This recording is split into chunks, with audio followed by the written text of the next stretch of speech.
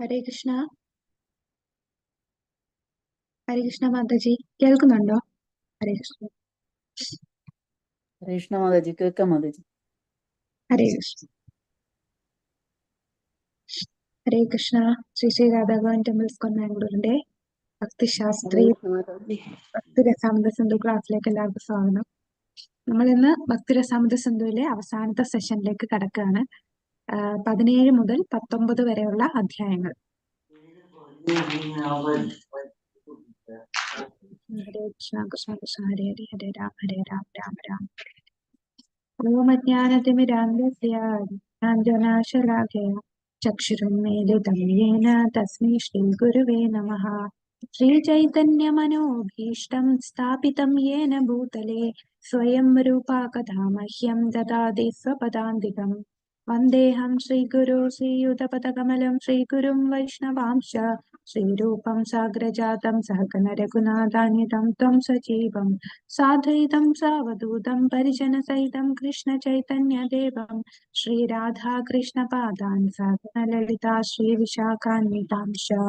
ഹേ കൃഷ്ണ കരുണാ സിന്ധു ദീനബന്ധോ ജഗത്പദേ ഗോപേശ ഗോപികാ കാന്ത രാധാകാന്ത നമോസ്തുതേ. തപ്തകാഞ്ചന ഗൗരാംഗീ ശ്രീരാധേ വൃന്ദാവനേശ്വരി വൃഷഭാനുസുതേ ദേവി പ്രണമാമി ഹരിപ്രിയേ. വാഞ്ചാകൽപതരുഭ്യശ്ച കൃപാ സിന്ധുഭ്യേവ ച പതിതാനാം പാവനേഭ്യോ വൈഷ്ണവേഭ്യോ നമോ നമഃ. നമോ വിഷ്ണുപാദായ കൃഷ്ണപ്രേഷ്ഠായ ഭൂതലേ ശ്രീമതേ ഭക്തിവേദാന്ത സ്വാമിനിധി നാമിനേ. നമസ്തേ സരസ്വതേ ദേവേ ഗൗരവാണി പ്രചാരിണേ നിർവിശേഷ ശൂന്യവാദി പാശ്ചാത്യ ദേശതാരിണി. जय श्री कृष्ण चैतन्य प्रभु नित्यानंद श्री अद्वैत गदाधर श्रीवासादि गौरभक्तवृंद. हरे कृष्णा कृष्ण कृष्ण हरे हरे हरे राम राम राम हरे हरे. हरे कृष्णा कृष्ण कृष्ण हरे हरे हरे राम राम राम हरे हरे. हरे कृष्णा कृष्ण कृष्ण हरे हरे हरे राम राम राम हरे हरे. ഹരേ കൃഷ്ണ. ഇവിടെ നമ്മൾ ഈ കാണുന്ന പിക്ചറില് ശ്രീല പ്രഭുപാദര് തന്റെ ശിഷ്യന്മാർക്ക് ഭക്തിരസാമൃത സിന്ധു ക്ലാസ് എടുത്തു കൊടുക്കുന്നതാണ്. അദ്ദേഹം വൃന്ദാവനത്തില് തന്റെ ഭജൻ കുട്ടീറിന്റെ അടുത്തിരുന്ന് അദ്ദേഹം ഇത് ധരിച്ചു കൊടുക്കുകയാണ്. ശ്രീ ശ്രീ രാധാ ഗോവിന്ദ് കി ജയ്, ശ്രീല പ്രഭുപാദ് കി ജയ്. 17ാമത്തെ അധ്യായമാണ് ഹർഷോന്മത്തമായ പ്രേമം. അപ്പൊ വൃന്ദാവനത്തിലെ 6 ഗോസ്വാമിമാർക്കുള്ള സമർപ്പണം. നാനാശാസ്ത്ര വിചാരണൈക നിപുണോ സദ്ധർമ്മ സംസ്ഥാപകോ ലോകാനാം ഹിതകാരിണോ ത്രിഭുവനേ മാന്യോ ശരണ്യാകരോ രാധാകൃഷ്ണ പദാരവിന്ദ ഭജന നന്ദേന മത്താലികോ വന്ദേ രൂപ സനാതനോ രഘുയുഗോ ശ്രീജീവ ഗോപാലകോ. ഇതാണ് നമ്മൾ ആദ്യം പഠിച്ച ശ്ലോകം.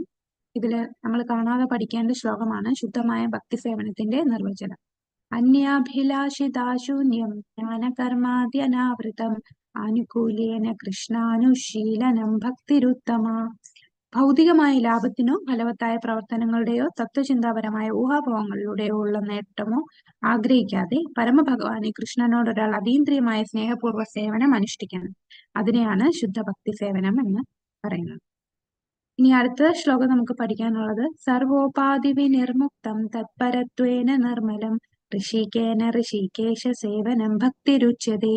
ഭക്തി അല്ലെങ്കിൽ ഭക്തി സേവനം എന്നാൽ നമ്മുടെ എല്ലാ ഇന്ദ്രിയങ്ങളെയും പരമപുരുഷനായ അല്ലെങ്കിൽ ഇന്ദ്രിയങ്ങളുടെ യജമാനനായ ഭഗവാന്റെ സേവനത്തിൽ മുഴുകുക എന്നതാണ്. ആത്മാവ് പരമാത്മാവിനെ സേവിക്കുമ്പോൾ 2 പാർശ്വഫലങ്ങളുണ്ട്. ഒരുവൻ എല്ലാ ഭൗതിക പദങ്ങളിൽ നിന്നും മുക്തനാകുന്നു. കേവലം ഭഗവാന്റെ സേവനത്തിൽ ഏർപ്പെട്ടിരിക്കുന്നതിലൂടെ അവന്റെ ഇന്ദ്രിയങ്ങൾ ശുദ്ധീകരിക്കപ്പെടുന്നു. അടുത്ത ശ്ലോകം അത ശ്രീകൃഷ്ണ നാമാദി ന ഭവേത് ഗ്രാഹ്യം ഇന്ദ്രിയൈ സേവോന്മുഖേ ഹി ജിഹ്വാദോ സ്വയം ഏവ സ്ഫുരത്യത. ഭൗതികമായ മലിനമായ ഇന്ദ്രിയങ്ങളിലൂടെ ശ്രീകൃഷ്ണന്റെ നാമരൂപ ഗുണം വിനോദങ്ങൾ എന്നിവയുടെ അതീന്ദ്രിയ സ്വഭാവം ആർക്കും മനസ്സിലാക്കാൻ കഴിയില്ല. ഭഗവാന്റെ അതീന്ദ്രിയ സേവനത്താൽ ഒരാൾ ആത്മീയമായി പൂരിതനാകുമ്പോൾ മാത്രമേ ഭഗവാന്റെ അതീന്ദ്രിയമായ നാമവും രൂപവും ഗുണവും വിനോദവും അവന് ഗ്രാഹ്യമാവുകയുള്ളൂ. അനാസക്തസ്യ വിഷയാൻ യഥാർഹമുപയുഞ്ജതേ നിർബന്ധേ കൃഷ്ണ സംബന്ധേ യുക്ത വൈരാഗ്യമുച്യതേ. കാര്യങ്ങൾ ഭഗവാന്റെ സേവനത്തിനായാണ് സ്വീകരിക്കേണ്ടത്, അല്ലാതെ ഒരാളുടെ വ്യക്തിപരമായ ഇന്ദ്രിയ സംതൃപ്തിക്ക് വേണ്ടിയല്ല. ഒരാൾ ഒരു കാര്യത്തെ ആസക്തി കൂടാതെ സ്വീകരിക്കുകയും അത് കൃഷ്ണനുമായി ബന്ധിപ്പിടിക്കുകയും ചെയ്യാം. അപ്പൊ ഈ ശ്ലോകങ്ങള്, ഇത് കൂടാതെ കുറച്ച് ശ്ലോകങ്ങളൂടെ ഉണ്ട്. ഇതൊക്കെ നമ്മൾ ഗ്രൂപ്പിൽ ഓൾറെഡി ഇട്ടിട്ടുണ്ട്. നമുക്ക് കാണാതെ പഠിക്കേണ്ട ശ്ലോകങ്ങളും അതിന്റെ വിവർത്തനവും പിന്നീട് നമുക്ക് ഇമ്പോർട്ടന്റ് ആയിട്ടുള്ള ക്ലോസ് ബുക്കിന്റെ ക്വസ്റ്റ്യൻസ് കുറച്ച് ഇട്ടിട്ടുണ്ട്.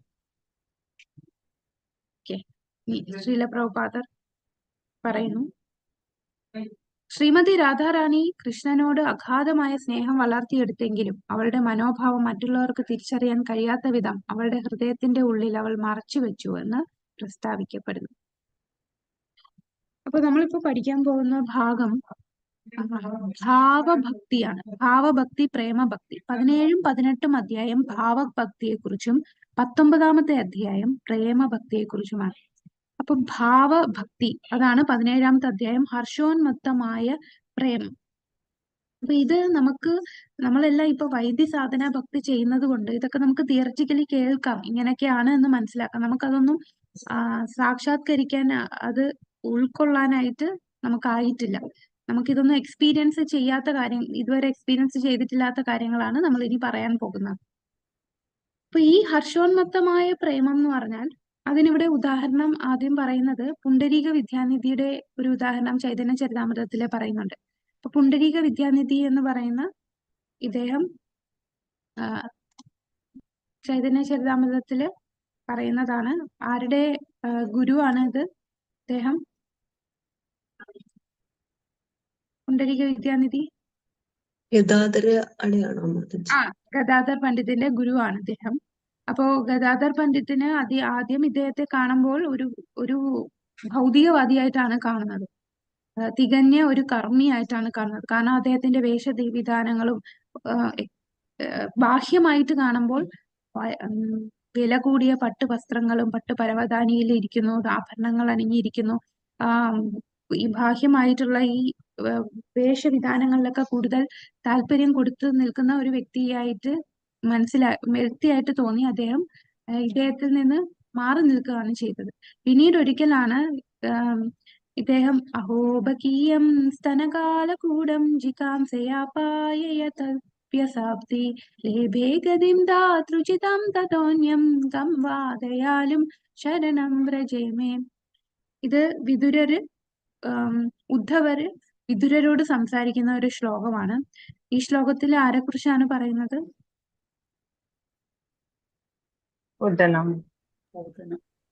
പൂതനയെ കുറിച്ച് അല്ലെ? പൂതന, അഹോ ബഗീയം. ബഗി എന്ന് പറഞ്ഞാൽ ബഗാസുരന്റെ സഹോദരിയായിട്ടുള്ള പൂതന, ബഗി. അപ്പം കാളകൂടം വിഷം സ്തനത്തിൽ വെച്ച് ഭഗവാനെ കൊല്ലാനായിട്ട് ചെന്ന ആ ബഗിക്ക് ആരുടെ സ്ഥാനമാണ് കൊടുത്തത്? ധാത്രി, അമ്മയുടെ സ്ഥാനം കൊടുത്തു. ഇത്രയും ദയാലുവായിട്ടുള്ള ആരെയാണ്, അദ്ദേഹത്തെ അല്ലാതെ ഞാൻ ആരെയാണ് ശരണം പ്രാപിക്കേണ്ടതെന്ന് പറയാണ്. കൃഷ്ണനെ അല്ലാതെ ആരെയാണ് ഞാൻ ആരാധിക്കേണ്ടത്? അവന്റെ മഹാമനസ്കത വളരെ വലുതാണ്. പൂതന എന്ന ഒരു സ്ത്രീ അവനെ വിഷം നൽകി കൊല്ലാൻ വന്നപ്പോൾ അവൾക്ക് അവന്റെ അധികാരത്തിൽ അമ്മ സ്ഥാനം ലഭിച്ചു. ആരാധ്യരായവരിൽ ഏറ്റവും മഹത്തായ വ്യക്തിത്വമാണ് അവൻ. ഇതിലും വലിയ ആരെയാണ് എന്റെ ആരാധ്യനായ ഭഗവാനായി എനിക്ക് ലഭിക്കുക? അപ്പൊ ഉദ്ധവര് വിദുരരോട് പറയുന്ന ഈ ശ്ലോകം ഇദ്ദേഹം കേൾക്കാൻ ഇടയാവുകയും ഇത് കേട്ട ഉടനെ അദ്ദേഹത്തിന്റെ ശരീരത്തിൽ പല വികാരങ്ങൾ ഉണ്ടാകാൻ തുടങ്ങി. അദ്ദേഹത്തിന് രോമാഞ്ചം ഉണ്ടാവുകയും ശബ്ദമിടറുകയും കണ്ണീർ പൊഴിക്കുകയും ശരീരം വിറയ്ക്കുകയും അങ്ങനെ ഈ പുണ്ടരീക വിദ്യാനിധിയുടെ ഹൃദയത്തിൽ ചില ചലനങ്ങൾ സൃഷ്ടിച്ചു. അദ്ദേഹം അലങ്കരിച്ചിരിക്കുന്ന മുടിയൊക്കെ കീറാൻ തുടങ്ങി. പലതരത്തിലുള്ള അസാധാരണമായ പെരുമാറ്റം കാണിക്കാൻ തുടങ്ങി. അദ്ദേഹം നിലത്തുരുളാൻ തുടങ്ങി. ശരീരത്തിൽ പെട്ടെന്ന് അനിയന്ത്രിതമായ പേശി സങ്കോചം അല്ലെങ്കിൽ ഞെട്ടിക്കുന്ന ചലനമുണ്ടാക്കി. അപ്പോൾ ഇങ്ങനെയുള്ള ശാരീരികമായിട്ടുള്ള മാറ്റം കാണുമ്പോൾ ഭൗതികവാദി വിചാരിക്കും പെട്ടെന്ന് എന്തോ അസുഖം വന്ന് വീണതാണ് എന്ന് വിചാരിക്കും. പക്ഷെ ഇത് അദ്ദേഹത്തിന്റെ ഉള്ളിലെ ഭഗവാനോടുള്ള ഭാവം വളർന്നതാണ്, അത് പുറമേ വന്നതാണ്, ശാരീരികമായിട്ട് ആ ഭാവം പ്രകടിപ്പിച്ചതാണ്. ഇത് കണ്ടപ്പോഴാണ് നമ്മുടെ ഗദാധര പണ്ഡിതിന് മനസ്സിലായത് ഇദ്ദേഹം ഒരു ഭൗതികവാദിയോ കർമ്മിയോ ഒന്നുമല്ല, ഇദ്ദേഹം ഒരു ഉയർന്ന ഭക്തനാണെന്നും അദ്ദേഹത്തിന്റെ ഉള്ളിൽ ആ ഭാവം, ഭഗവാനുള്ള ഭാവം എത്ര വലുതാണെന്നും മനസ്സിലാക്കി അദ്ദേഹത്തിനെ ശരണം പ്രാപിച്ചു, അദ്ദേഹത്തിന്റെ ശിഷ്യനാവുകയാണ് ചെയ്തത്. അപ്പൊ ഇതാണ് നമ്മൾ ഭാവഭക്തിയിൽ കാണുന്നത്, ഹർഷോന്മത്തമായ പ്രേമം. അപ്പൊ ഇത് ഈ ഭാവഭക്തിയിൽ എത്തുമ്പോഴാണ് നമ്മൾ ശരിക്കും ത്രിഗുണങ്ങൾക്ക് അപ്പുറമായിട്ടുള്ള ഒരു ഗുണമുണ്ട്. അത് ഏത് ഗുണമാണ്?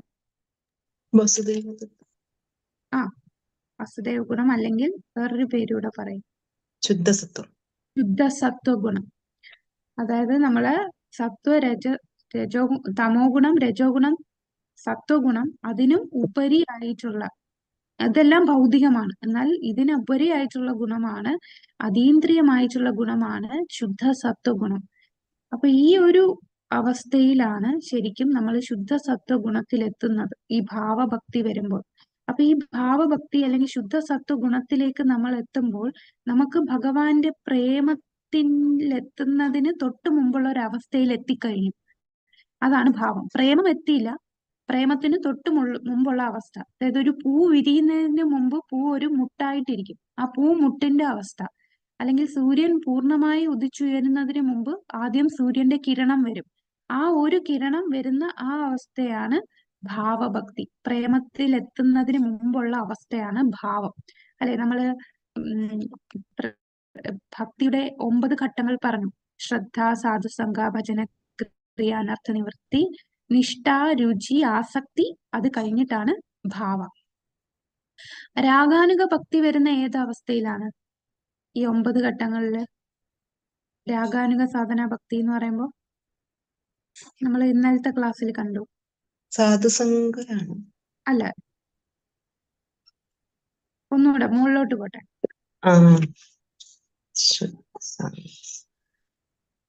നമ്മുടെ രാഗാത്മിക ഭക്തിയിൽ ഉള്ളവരെ അനുകരിക്കുമ്പോഴല്ലേ രാഗാനുഗ? അതെ, രാഗാനുഗ അനർത്ഥ നിവൃത്തി. അതാണ് നമ്മുടെ ഉള്ളിലെ അനർത്ഥങ്ങളൊക്കെ ഇല്ലാതാകുന്ന അവസ്ഥയിലാണ് രാഗാനുഗ സാധന ഭക്തി. ആ രാഗാനുഗ സാധന ഭക്തിയിൽ എത്തുന്നത് അനർത്ഥ നിവൃത്തി. അത് കഴിഞ്ഞ് ഇനിയും വേണം ഭാവത്തിലെത്താൻ. നിഷ്ഠ, രുചി, ആസക്തി, അത് കഴിഞ്ഞെത്തുന്ന അവസ്ഥയാണ് ഭാവം. അപ്പൊ ഭാവഭക്തിയിൽ എത്തുമ്പോൾ നമ്മൾ ശുദ്ധ സത്വഗുണത്തിലാണ്, ആ അതീന്ദ്രിയ അവസ്ഥയിലാണ്. അപ്പോൾ സൂര്യന്റെ ഒരു രശ്മി പോലെ നമ്മളുടെ ഉള്ളിൽ ഭഗവത് പ്രേമം ഉണ്ടാകും. പ്രേമത്തിന് തൊട്ടു മുമ്പുള്ള അവസ്ഥയായിട്ടുള്ള ഭാവം ഉണ്ടാകുന്നു. അപ്പൊ നമ്മളുടെ ഹൃദയം ഈ ഭാവഭക്തിയിൽ എത്തുമ്പോൾ, ഭക്തിയുത സേവനം ചെയ്ത് ചെയ്ത് നമ്മൾ ആ ഭാവത്തിലെത്തുമ്പോൾ നമ്മളുടെ ഹൃദയം വളരെ മൃദുവാകുന്ന ഒരു അവസ്ഥയാണ്. അപ്പൊ ഭാവത്തിന്റെ നിർവചനം: ഭക്തിയുത സേവനം ശുദ്ധ സത്വ അതീന്ദ്രിയ വേദിയിൽ സ്ഥിതി ചെയ്യുമ്പോൾ അത് കൃഷ്ണനോടുള്ള സ്നേഹത്തിന്റെ സൂര്യപ്രകാശം പോലെയാണ്. അത്തരം ഒരു സമയത്ത് ഭക്തിയുത സേവനം ഹൃദയത്തെ വിവിധ അഭിരുചികളായി മയപ്പെടുത്തുന്നു. തുടർന്ന് ഒരാൾ ഭാവവികാരത്തിൽ സ്ഥിതി ചെയ്യുന്നു. ഇത് ചൈതന്യ ചരിതാമൃതത്തിൽ പറയുന്നതാണ്. അപ്പൊ ഭാവഭക്തി എന്ന് പറഞ്ഞാൽ ശുദ്ധ സത്വ അതീന്ദ്രിയ അവസ്ഥയിലാണ്, കൃഷ്ണനോടുള്ള സ്നേഹത്തിന്റെ ഒരു സൂര്യപ്രകാശം പോലെയാണ്. ആ സമയത്ത് ഹൃദയം വളരെ മൃദുവാകും, ഭഗവാനുള്ള വികാരങ്ങൾ അദ്ദേഹം പ്രകടിപ്പിക്കും. ഇതിന്റെ പ്രാഥമിക സവിശേഷതയാണ് ഈ പറഞ്ഞിരിക്കുന്ന. എന്താണ്? ഏതവസ്ഥയിലാണ്? ശുദ്ധ സത്വത്തിന്റെ അതീന്ദ്രിയ വേദിയിലാണ്. അതായത് നമ്മളെല്ലാരും ഇപ്പോൾ ത്രിഗുണങ്ങളുടെ നിയന്ത്രണത്തിലാണ്, മായാശക്തിയുടെ നിയന്ത്രണത്തിലാണ്. എന്നാൽ ഭാവഭക്തിയിൽ എത്തിയ ഒരു വ്യക്തിയില് മായാശക്തി പിന്മാറും. മായാദേവി മാറി പിന്നെ ഏത് ശക്തിയായിരിക്കും നിയന്ത്രിക്കുക? ആന്തരിക ശക്തി, ഭഗവാന്റെ ആന്തരിക ശക്തി ആയിരിക്കും അദ്ദേഹത്തെ നിയന്ത്രിക്കുന്നത്. ആ അവസ്ഥയാണ് നമ്മുടെ ഭാവഭക്തി. അതിനു മുമ്പുള്ള എല്ലാം മായാദേവി ആയിരിക്കും നിയന്ത്രണത്തിലായിരിക്കും. അപ്പൊ ഈ ഒരു അവസ്ഥയിൽ മായാദേവി തന്നെ മാറും. മായാദേവി കൈകൂപ്പി മാറി നിൽക്കുകയാണ്. കാരണം മായാദേവി തോറ്റു, ഇദ്ദേഹം ആ ഭക്തിയിൽ വിജയിച്ചു കഴിഞ്ഞു, അങ്ങനെ ഭാവത്തിലെത്തി. എന്നാൽ ഭാവത്തിലെത്തിക്കഴിഞ്ഞാൽ പിന്നെ എല്ലാമായി നമുക്കിനി പ്രേമത്തിലെത്തും എന്ന് നമുക്ക് ഉറപ്പിക്കാൻ പറ്റുമോ? ഭാവഭക്തിയിൽ എത്തിയിട്ട് പോലും വീഴ്ച പറ്റിയ ഭക്തന്മാരുണ്ട്. അതിനാരൊക്കെ ഉദാഹരണം പറയാം? ഭരത മഹാരാജാവ്. ആ, ഭരത മഹാരാജാവ് ഉത്തമ ഉദാഹരണം. അദ്ദേഹം ഭരത മഹാരാജാവ് ഭാവഭക്തിയിലായിരുന്നു. അദ്ദേഹം എല്ലാം ഉപേക്ഷിച്ച് കാട്ടിൽ പോയി. പക്ഷെ എന്താണ് സംഭവിച്ചത്? അദ്ദേഹം ആരിൽ ആസക്തനായി? മാനിലാസക്തനായി. ഒരു മാനിൽ ആസക്തനായി. അങ്ങനെ അദ്ദേഹം വീണു. അങ്ങനെ വീണ്ടും അടുത്ത ജന്മം ഒരു മാനായി ജനിക്കുകയും പിന്നെ വീണ്ടും ഒരു ജന്മം ജഡഭരതനാവുകയും ചെയ്തിട്ടാണ് അദ്ദേഹത്തിന് അപൂർണതയിലെത്താൻ സാധിച്ചത്. അപ്പൊ ഭാവത്തിലെത്തി അതുകൊണ്ട് എല്ലാം ആയി എന്ന് നമുക്ക് കരുതാനില്ല. നമ്മള് അവിടെ എത്തിയാലും വീഴ്ച സംഭവിക്കും. നമ്മൾ ആന്തരിക ശക്തിയുടെ ഹൃദയത്തിൽ കയറുന്നു, മായാദേവി മാറി എന്ന് പറഞ്ഞാലും ആ ഭക്തസംഘം അവിടെ ഭാവഭക്തിയിൽ എത്തിയിട്ടും ഭരത മഹാരാജാവിന് വീഴ്ച സംഭവിക്കാനുള്ള കാരണം അദ്ദേഹം ഒറ്റയ്ക്ക് പോയാണ്. അതാണ് ഭഗവത് ഭക്തന്മാരുടെ സംഘം അത്രയും പ്രാധാന്യമുള്ളതാണ്. അദ്ദേഹം ഒറ്റയ്ക്ക് പോയിട്ട് തപസ് ചെയ്ത് മുകളിൽ പോകാൻ ശ്രമിച്ചപ്പോൾ ആ മാനിൽ ആകർഷ്ടനായി അദ്ദേഹം വഴിതെറ്റി പോവുകയാണ് ചെയ്തത്. പരോധർമ്മം ഉപേക്ഷിച്ച് ഉപധർമ്മത്തിലേക്ക് അദ്ദേഹം പോയി. അപ്പൊ അങ്ങനെ ഒരു തെറ്റ്. അപ്പൊ അദ്ദേഹം വിചാരിച്ചു, ഒരു മാനിനെ ഞാൻ മാനിനോടുള്ള കാരുണ്യം കൊടുക്കുകയല്ലേ, ഇതല്ലേ ഒരു ഭക്തന്റെ ഒരു എല്ലാ ജീവജാലങ്ങളോടും കാരുണ്യം കൊടുക്കണ്ടേ എന്നൊക്കെ വിചാരിച്ച് അപ്പം മനസ്സ് തന്നെ അദ്ദേഹത്തെ അങ്ങനെയൊക്കെ ഉള്ള ചിന്തയിലാക്കി. അദ്ദേഹം പരോധർമ്മമായിട്ടുള്ള അധോക്ഷജനെ സേവിക്കാനുള്ള ആ ധർമ്മം മറന്ന് മാനിൽ ആകൃഷ്ടനായി ഭാവഭക്തിയിലെത്തിയ വ്യക്തിയാണ്. പിന്നീട് മറ്റൊരു ഭക്തനുണ്ട്, വില്വമംഗൽ താക്കൂർ അല്ലെ. വില്വമംഗൽ താക്കൂർ അദ്ദേഹം അദ്ദേഹം എങ്ങനെയാണ് ഭക്തിയിൽ വന്നത്? അദ്ദേഹം ഒരു വേശ്യ സ്ത്രീയുമായിട്ട് ആകൃഷ്ടനായിരുന്നു. സ്വന്തം പിതാവിന്റെ ശ്രാദ്ധ സമയത്ത് പോലും ആ സ്ത്രീയെ കാണാൻ അതിയായിട്ടുള്ള തീവ്രമായ ആഗ്രഹം വന്ന് അദ്ദേഹം എത്ര കഷ്ടതകൾ അനുഭവിച്ചാണ് ആ സ്ത്രീയുടെ അടുത്ത് എത്തിയത്. അപ്പോൾ എന്താണ് ആ സ്ത്രീ പറഞ്ഞത്? ഈ സ്നേഹം കൃഷ്ണനോടായിരുന്നെങ്കിൽ. അതാണ് ഈ കാണിക്കുന്ന. അതായത് അദ്ദേഹം ഒരു പുഴ കടന്നു വന്നു, ഒരു തടിയിൽ കയറി വന്നു എന്ന് വിചാരിച്ചു. പക്ഷെ ഒരു ശവശരീരത്തിൽ കയറിയാണ് കടന്നത്. അതും വലിയ മഴയും പേമാരിയും ഉള്ള ആ ഒരു സമയത്താണ് അത്രയും പാടുപെട്ട് ആ സ്ത്രീയെ കാണുന്നത്. പിന്നെ മതില് കടന്നത് ഒരു വള്ളിയിൽ പിടിച്ചു കടന്നു എന്ന് വിചാരിച്ചു. പക്ഷെ അതൊരു പാമ്പിനെയാണ് പിടിച്ച് കടന്നത്. അപ്പോഴാണ് അദ്ദേഹം അപ്പൊ ഒരു തന്റെ ഗുരുവാണ് ആ വേശ്യ സ്ത്രീയുടെ നാവിൽ കൂടി പറഞ്ഞിരിക്കുന്നത്, ഈ ഇത്രയും കഷ്ടതകൾ എനിക്ക് വേണ്ടി ആ ഒരു ഇത്രയും സ്നേഹം എന്നോട് കാണിക്കുന്നതിന് പകരം അത് ഭഗവാനോടായിരുന്നെങ്കിൽ നിന്റെ ജീവിതം എങ്ങനായി മാറിയേനെ. അത് കേട്ടപ്പോഴാണ് അദ്ദേഹത്തിന് ആ ഒരു തിരിച്ചറിവ് വന്നത്. ഉടൻ തന്നെ അദ്ദേഹം അവിടെ നിന്ന് പോയി ആ ഭക്തിയിലേക്ക് പോവുകയാണ്. അപ്പോ ആ ഒരു ഇപ്പൊ ഒരു ശരിക്കുള്ള ഒരു കർമ്മീയ ഭൗതികവാദിയോട് ഇങ്ങനെ ഒരു ഡയലോഗ് പറഞ്ഞാൽ ആ വ്യക്തിക്ക് ഇങ്ങനെ ഒരു മാറ്റം വരുമോ? ഇല്ല. ഇദ്ദേഹത്തിന് ആ ഒരു മാറ്റം വരാൻ കാരണം ഭാവഭക്തിയിൽ എത്തിയിട്ട് വീണു പോയത് കൊണ്ടാണ് അദ്ദേഹത്തിന് ആ വാക്കുകൾ, തന്റെ ഗുരുവിൽ നിന്നുള്ള ആ വാക്ക് കേട്ട് അദ്ദേഹത്തിന് മാറ്റം വന്നത്. അല്ലാതെ ഒരു ബദ്ധനായിട്ടുള്ള സാധാ ഒരു ആത്മാവിന് ഇത്രയും കഷ്ടതകൾ അനുഭവിച്ച ആ സ്ത്രീയുടെ അടുത്ത് പറഞ്ഞാൽ ഇതൊന്നും ചെവി കേൾക്കാൻ പറ്റില്ല. അപ്പൊ വില്വമംഗൽ താക്കൂറും മറ്റൊരു ഉദാഹരണമാണ്. അതുകൊണ്ട് ഭാവത്തിൽ എത്തി എന്ന് പറഞ്ഞ് നമ്മൾ പരിപൂർണതയിലെത്തില്ല. അവിടെ ചെന്നാലും വീഴ്ചകൾ സംഭവിക്കാം. അപ്പൊ ഇതിനകത്തുള്ള കാര്യങ്ങൾ കേൾക്കുമ്പോൾ നമ്മൾ വിചാരിക്കും ഭാവത്തിലെത്തി, ഇനി ഉടനെ നമ്മൾ പ്രേമത്തിലെത്തുമെന്ന്. അപ്പൊ ഇവിടെ ഏത് ശക്തിയുടെ നിയന്ത്രണത്തിലാവും? നമ്മൾ ആന്തരിക ശക്തി നമ്മുടെ ഹൃദയത്തിൽ കയറുകയാണ്. അപ്പൊ എങ്ങനെയാണ് നമുക്ക് ഈ ഭാവത്തിൽ എത്താൻ സാധിക്കുക? നമ്മളൊക്കെ ഇപ്പൊ സാധന ചെയ്തുകൊണ്ടിരിക്കുകയാണ്. നമ്മൾ ഈ സാധന, വൈദ്യ സാധന കഴിഞ്ഞു, പിന്നെ നമ്മള് രാഗാനുഗ സാധന ഭക്തിയിലെത്തും, പിന്നെ നമുക്ക് ഭാവഭക്തിയിൽ എത്തണം. അതിന് നമ്മള് എന്താണ് അതിന് നമ്മൾ ചെയ്യേണ്ടത്? നമ്മളുടെ ഈ നിയാമക തത്വങ്ങൾ തുടർന്നുകൊണ്ടേയിരിക്കുക, ഭക്തരുടെ സംഘം ചേരുക, ശുദ്ധ ഭക്തന്റെ കാരുണ്യം കൊണ്ട് മാത്രമേ നമുക്ക് ആ ഭഗവാനെ സേവിക്കാനുള്ള വ്യഗ്രത ഉണ്ടാവുകയുള്ളൂ. അപ്പൊ ശുദ്ധ ഭക്തരുടെ സംഘം, ആ ഭക്ത സംഘം വളരെ പ്രധാനപ്പെട്ടതാണ്. നമുക്ക് ഒറ്റയ്ക്കൊരിക്കലും ഭക്തി ചെയ്യാൻ സാധിക്കില്ല. ഭക്തരുടെ ആ ഒരു ടൈം ആ ഭക്തരിൽ നിന്ന് ഉപദേശം തേടുകയും അവരെ കൂടെ നിന്ന് ഭക്തി ചെയ്യണം. കാരണം നമ്മളിപ്പം എന്തെങ്കിലും ഭക്തിയിൽ നിന്ന് വഴിതെറ്റി പോവുകയാണെങ്കിൽ ഭക്തന്മാര് നമ്മളെ തിരിച്ചു കൊണ്ടുവരും. ആ ശുദ്ധ ഭക്തര് നമ്മളെ പ്രൊട്ടക്റ്റ് ചെയ്യും. അങ്ങോട്ട് പോകരുത്, നീ പോകുന്നത് ശരിയല്ല, ഈ ഭഗവാനിൽ കോൺസെൻട്രേറ്റ് ചെയ്യുമോ. അപ്പൊ നമ്മളെ ഇങ്ങോട്ട് കൊണ്ടുവരണമെങ്കിൽ ആ ഭക്തസംഗമം, ശുദ്ധ ഭക്തന്റെ കാരുണ്യം കൊണ്ട് മാത്രം ഭഗവാനെ സേവിക്കാനുള്ള വ്യക്തത നമുക്കുണ്ടാവും. ഇനി ഈ ഭാവഭക്തി ഉണ്ടാകുമ്പോൾ നമ്മുടെ ഹൃദയം വളരെ മൃദുവാകുന്നു. നമുക്ക് കൃഷ്ണാബോധത്തിന്റെ ഉത്തേജനങ്ങളാൽ എളുപ്പത്തിൽ ചലിപ്പിക്കപ്പെടുന്നു. ഇപ്പൊ കൃഷ്ണൻ നമ്മളുടെ നമ്മുടെ ഹൃദയം വളരെ കഠിനമാണ്. നമുക്ക് ഭഗവാന്റെ കാര്യങ്ങൾ കേൾക്കുമ്പോൾ നമുക്ക് വികാരങ്ങളൊന്നും വരുന്നില്ല. ഇതൊക്കെ കേൾക്കുന്നു, മനസ്സിലാക്കുന്നു, നമ്മുടെ ബുദ്ധിയെ നമ്മൾ ഉറപ്പിക്കുക മാത്രമേ ഉള്ളൂ. ബുദ്ധി മാത്രമേ നമ്മൾ പ്രവർത്തിക്കൂ, ഇങ്ങനെയൊക്കെയാണ് കുറെ കാര്യങ്ങളൊക്കെ മനസ്സിലാക്കുന്നു. പക്ഷെ ഭഗവാനോടുള്ള ഭാവം നമ്മളിൽ ഉണരുന്നില്ല.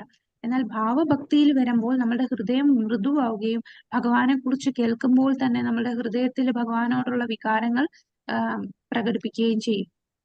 വിവിധ അഭിരുചികൾ. അപ്പൊ എന്തൊക്കെയാണ് ഇവിടെ ഭഗവാനെ ഈ ഒരു ഭാവഭക്തിയിൽ എത്തുമ്പോൾ ആഗ്രഹിക്കുന്നത്? കൃഷ്ണനെ നേടാൻ ആഗ്രഹിക്കുന്നു. കൃഷ്ണനെ വിവിധ സേവനങ്ങളിലൂടെ അദ്ദേഹത്തെ പ്രീതിപ്പെടുത്താനുള്ള ആഗ്രഹം ഉണ്ടാകുന്നു. കൃഷ്ണനുമായി ഹൃദയത്തിന്റെ അടുത്ത് സ്ഥിതി ചെയ്യുന്നു. അപ്പൊ ഇങ്ങനെ പല മാറ്റങ്ങൾ, ഈ അഭിരുചികൾ, നമ്മളുടെ ഇഷ്ടങ്ങളൊക്കെ മാറുകയാണ്. അപ്പൊ എന്തൊക്കെ വരും? ഭഗവാനില് എങ്ങനെയും ഭഗവാനെ നേടണം, ഭഗവാന്റെ അടുത്ത് എന്ന് പോകും, ഭഗവാനെ ഇല്ലാതെ ഒരു നിമിഷം പോലും പിരിയാൻ പറ്റാത്ത ഒരവസ്ഥ, എങ്ങനെ ഭഗവാനെ പ്രീതിപ്പെടുത്തും, അതിനുള്ള സേവനങ്ങളിൽ മുഴുകിയിരിക്കും. ഭഗവാനുമായി ഹൃദയത്തോട് അടുത്തിരിക്കുന്ന ഒരവസ്ഥയാണ്. അപ്പോ ഈ ഭാവഭക്തിയിൽ വന്നാൽ നമ്മൾ ഒരു നിമിഷം പോലും വെറുതെ കളയില്ല. ഏത് നിമിഷവും ഭഗവത് സേവനത്തിൽ മുഴുകിയിരിക്കും. അപ്പൊ കൃഷ്ണനെ പ്രാപിക്കുക, കൃഷ്ണനെ പ്രീതിപ്പെടുത്തുക, ഭഗവാനുമായി സൗഹൃദം സ്ഥാപിക്കുക, ഇങ്ങനെയുള്ള അവസ്ഥയിലെത്തും. അപ്പൊ ഈ അവസ്ഥ ആന്തരിക ശക്തിയുടെ കീഴിലാണ്, ശുദ്ധ സത്വഗുണത്തിലായിരിക്കും. അപ്പൊ ഈ ആന്തരിക ശക്തി വരുമ്പോൾ നമ്മുടെ ആ ഭഗവത് പ്രേമം ഉണരാൻ പോവുകയാണ്. ഇതിനോട് നമ്മൾ രണ്ട് ഉപമ പറഞ്ഞു. ഒന്ന് പൂവിന്റെ മുട്ട്, പൂ വിരിഞ്ഞത്. പൂമുട്ടിന്റെ അവസ്ഥയാണ് ഭാവഭക്തി. പൂർണ്ണമായി പൂ വിരിഞ്ഞതാണ് പ്രേമഭക്തി. ഇനി സൂര്യന്റെ രശ്മി, ഒരു കിരണം വരുന്നതാണ് ഭാവഭക്തി. പൂർണ്ണമായി സൂര്യൻ ഉദിച്ചു വരുന്നതാണ് പ്രേമഭക്തി.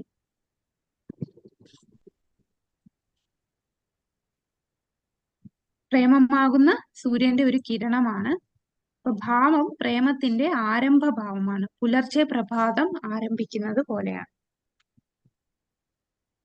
നമ്മള് അംബരീഷ മഹാരാജാവിനെ, അദ്ദേഹത്തിന്റെ ആ ലീലയില് അദ്ദേഹം ഭാവഭക്തി പ്രകടിപ്പിച്ചിരുന്നു. അദ്ദേഹത്തിന്റെ ശരീരം വിറയ്ക്കുകയും കണ്ണീര് വരികയും ഈ ഒരവസ്ഥ അദ്ദേഹത്തിനും ഉണ്ടായിട്ടുണ്ട്. അപ്പോൾ ഇങ്ങനൊരു അവസ്ഥ വരുന്നത് ആന്തരിക ശക്തിയുടെ നിയന്ത്രണത്തിലാണ്. ആന്തരിക ശക്തി എന്ന് പറഞ്ഞാൽ തന്നെ 3 തരം ശക്തിയുണ്ട്. ആന്തരിക ശക്തി, സംവിത് ശക്തി, ഹ്ലാദിനി ശക്തി, സന്ധിനി ശക്തി. ഈ ശക്തികളെല്ലാം നമ്മുടെ ഉള്ളിൽ, ഹൃദയത്തിൽ കയറും. അപ്പൊ അവിടെ നമുക്ക് ആ സച്ചിദാനന്ദമായിട്ടുള്ള ഭഗവാനെ, സച്ചിദാനന്ദ വിഗ്രഹനായിട്ടുള്ള ഭഗവാനെ മനസ്സിലാക്കുകയും കൂടാതെ നമ്മൾ സച്ചിദാനന്ദമാണെന്ന് മനസ്സിലാക്കുകയും അങ്ങനെ ഭഗവാനെ സേവിക്കാനുള്ള വ്യഗ്രമായ ആഗ്രഹം ഉണ്ടാകുന്ന ഒരവസ്ഥയാണ് ഭാവഭക്തി. പരാപേക്ഷ കൂടാതെ തന്നെ ഭക്തൻ ഹർഷോന്മത്തമായ പ്രേമത്തോടെ ഭഗവാനെ സേവിക്കാൻ ഉത്സുകനായി തീർന്നു. ഈ ഘട്ടത്തിൽ ഭക്തൻ ഉത്തമ അധികാരിയുടെ, അതായത് സമ്പൂർണ്ണ ഭക്തിയുടെ വിധാനത്തിൽ എത്തുന്നു. ഈ ഭക്തന് ഭൗതികമായ പ്രീതിവാത്സല്യത്തിന്റെ വിക്ഷോഭങ്ങളൊന്നുമില്ല. രാധയും കൃഷ്ണനെയും സേവിക്കുക എന്നതിൽ കവിഞ്ഞ മറ്റൊരു താല്പര്യവും അയാൾക്കില്ല. ഒരേ ഒരു താല്പര്യമേ ആ വ്യക്തിയിൽ ഉണ്ടാവൂ. എന്താണ്? ഭഗവാനെയും രാധാറാണിയെയും സേവിക്കുക. അല്ലാതെ ഭൗതികമായിട്ടുള്ള ഒരു വിക്ഷോഭങ്ങളും അദ്ദേഹത്തിന് ഉണ്ടാകില്ല. അദ്ദേഹത്തിനെ ഉത്തമ അധികാരിയുടെ തലത്തിലേക്ക് ഉയർന്ന വ്യക്തിയാണ്. ഈ ഘട്ടത്തിൽ ഭക്തൻ ഉത്തമ അധികാരിയുടെ വിധാനത്തിലാകും. അപ്പൊ ഭാവഭക്തി മുതൽ ഒരു വ്യക്തി ഉത്തമ അധികാരിയുടെ വിധാനത്തിലേക്ക് എത്തുകയാണ്. അപ്പൊ ഈ ഭാവത്തിൽ എത്തിക്കഴിഞ്ഞാൽ ആ വ്യക്തി, ഇതിൽ ഏതെങ്കിലും ഒരു ഭാവം എന്ന് പറഞ്ഞാൽ നമുക്ക് 5 തരം ഭാവങ്ങൾ ഉണ്ടാകും. ശാന്തഭാവം, ദാസ്യഭാവം, സാഖ്യഭാവം, വാത്സല്യഭാവം, മാധുര്യഭാവം. അപ്പൊ ഭഗവാനെ എങ്ങനെയും സേവിക്കുക, പ്രീതിപ്പെടുത്തുക എന്ന് നമ്മൾ ഇവിടെ പറഞ്ഞു അല്ലെ. ഈ വിവിധ സേവനങ്ങളിലൂടെ കൃഷ്ണനെ പ്രീതിപ്പെടുത്താനുള്ള ആഗ്രഹം. അപ്പൊ ഇദ്ദേഹത്തിന് ഭഗവാനെ സേവിക്കാനുള്ള ആഗ്രഹം ആന്തരികമായിട്ട് ഇതിൽ ഏതെങ്കിലും ഒരു ഭാവമായിരിക്കും അദ്ദേഹത്തിന് ഉണ്ടാകുന്നത്. ഒന്നെങ്കിൽ ശാന്തഭാവമായിരിക്കും, അല്ലെങ്കിൽ ദാസ്യഭാവം സേവക യജമാന വികാരങ്ങളായിരിക്കും, അല്ലെ സാഖ്യഭാവം സൗഹൃദ വികാരങ്ങളായിരിക്കും, വാത്സല്യഭാവം മാതൃവികാരങ്ങൾ, മാധുര്യഭാവം ഗോപിമാരുടെ പ്രിയതമനോടുള്ള വികാരങ്ങളായിരിക്കും. അപ്പൊ ശാന്തഭാവത്തിന് നമ്മൾ ഉദാഹരണം പറയാം. ഇതാരാണ്?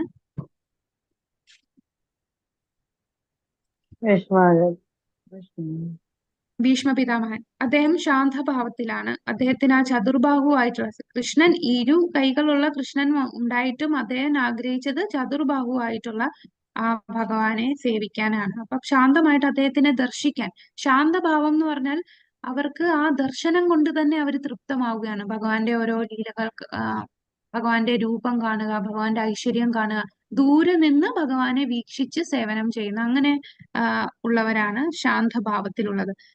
കൂടാതെ മറ്റിപ്പം ഭഗവാന്റെ ധാമത്തിലുള്ള പൂക്കൾ, ഭഗവാന്റെ ശരീരത്തിലുള്ള ആഭരണങ്ങൾ, അവര് പ്രത്യേകിച്ച് ഒരു വേറൊന്നും ആക്ടിവിറ്റീസ് ഒന്നും ചെയ്യുന്നില്ല, പക്ഷെ ഭഗവാന്റെ കൂടെ തന്നെ ഉണ്ട്.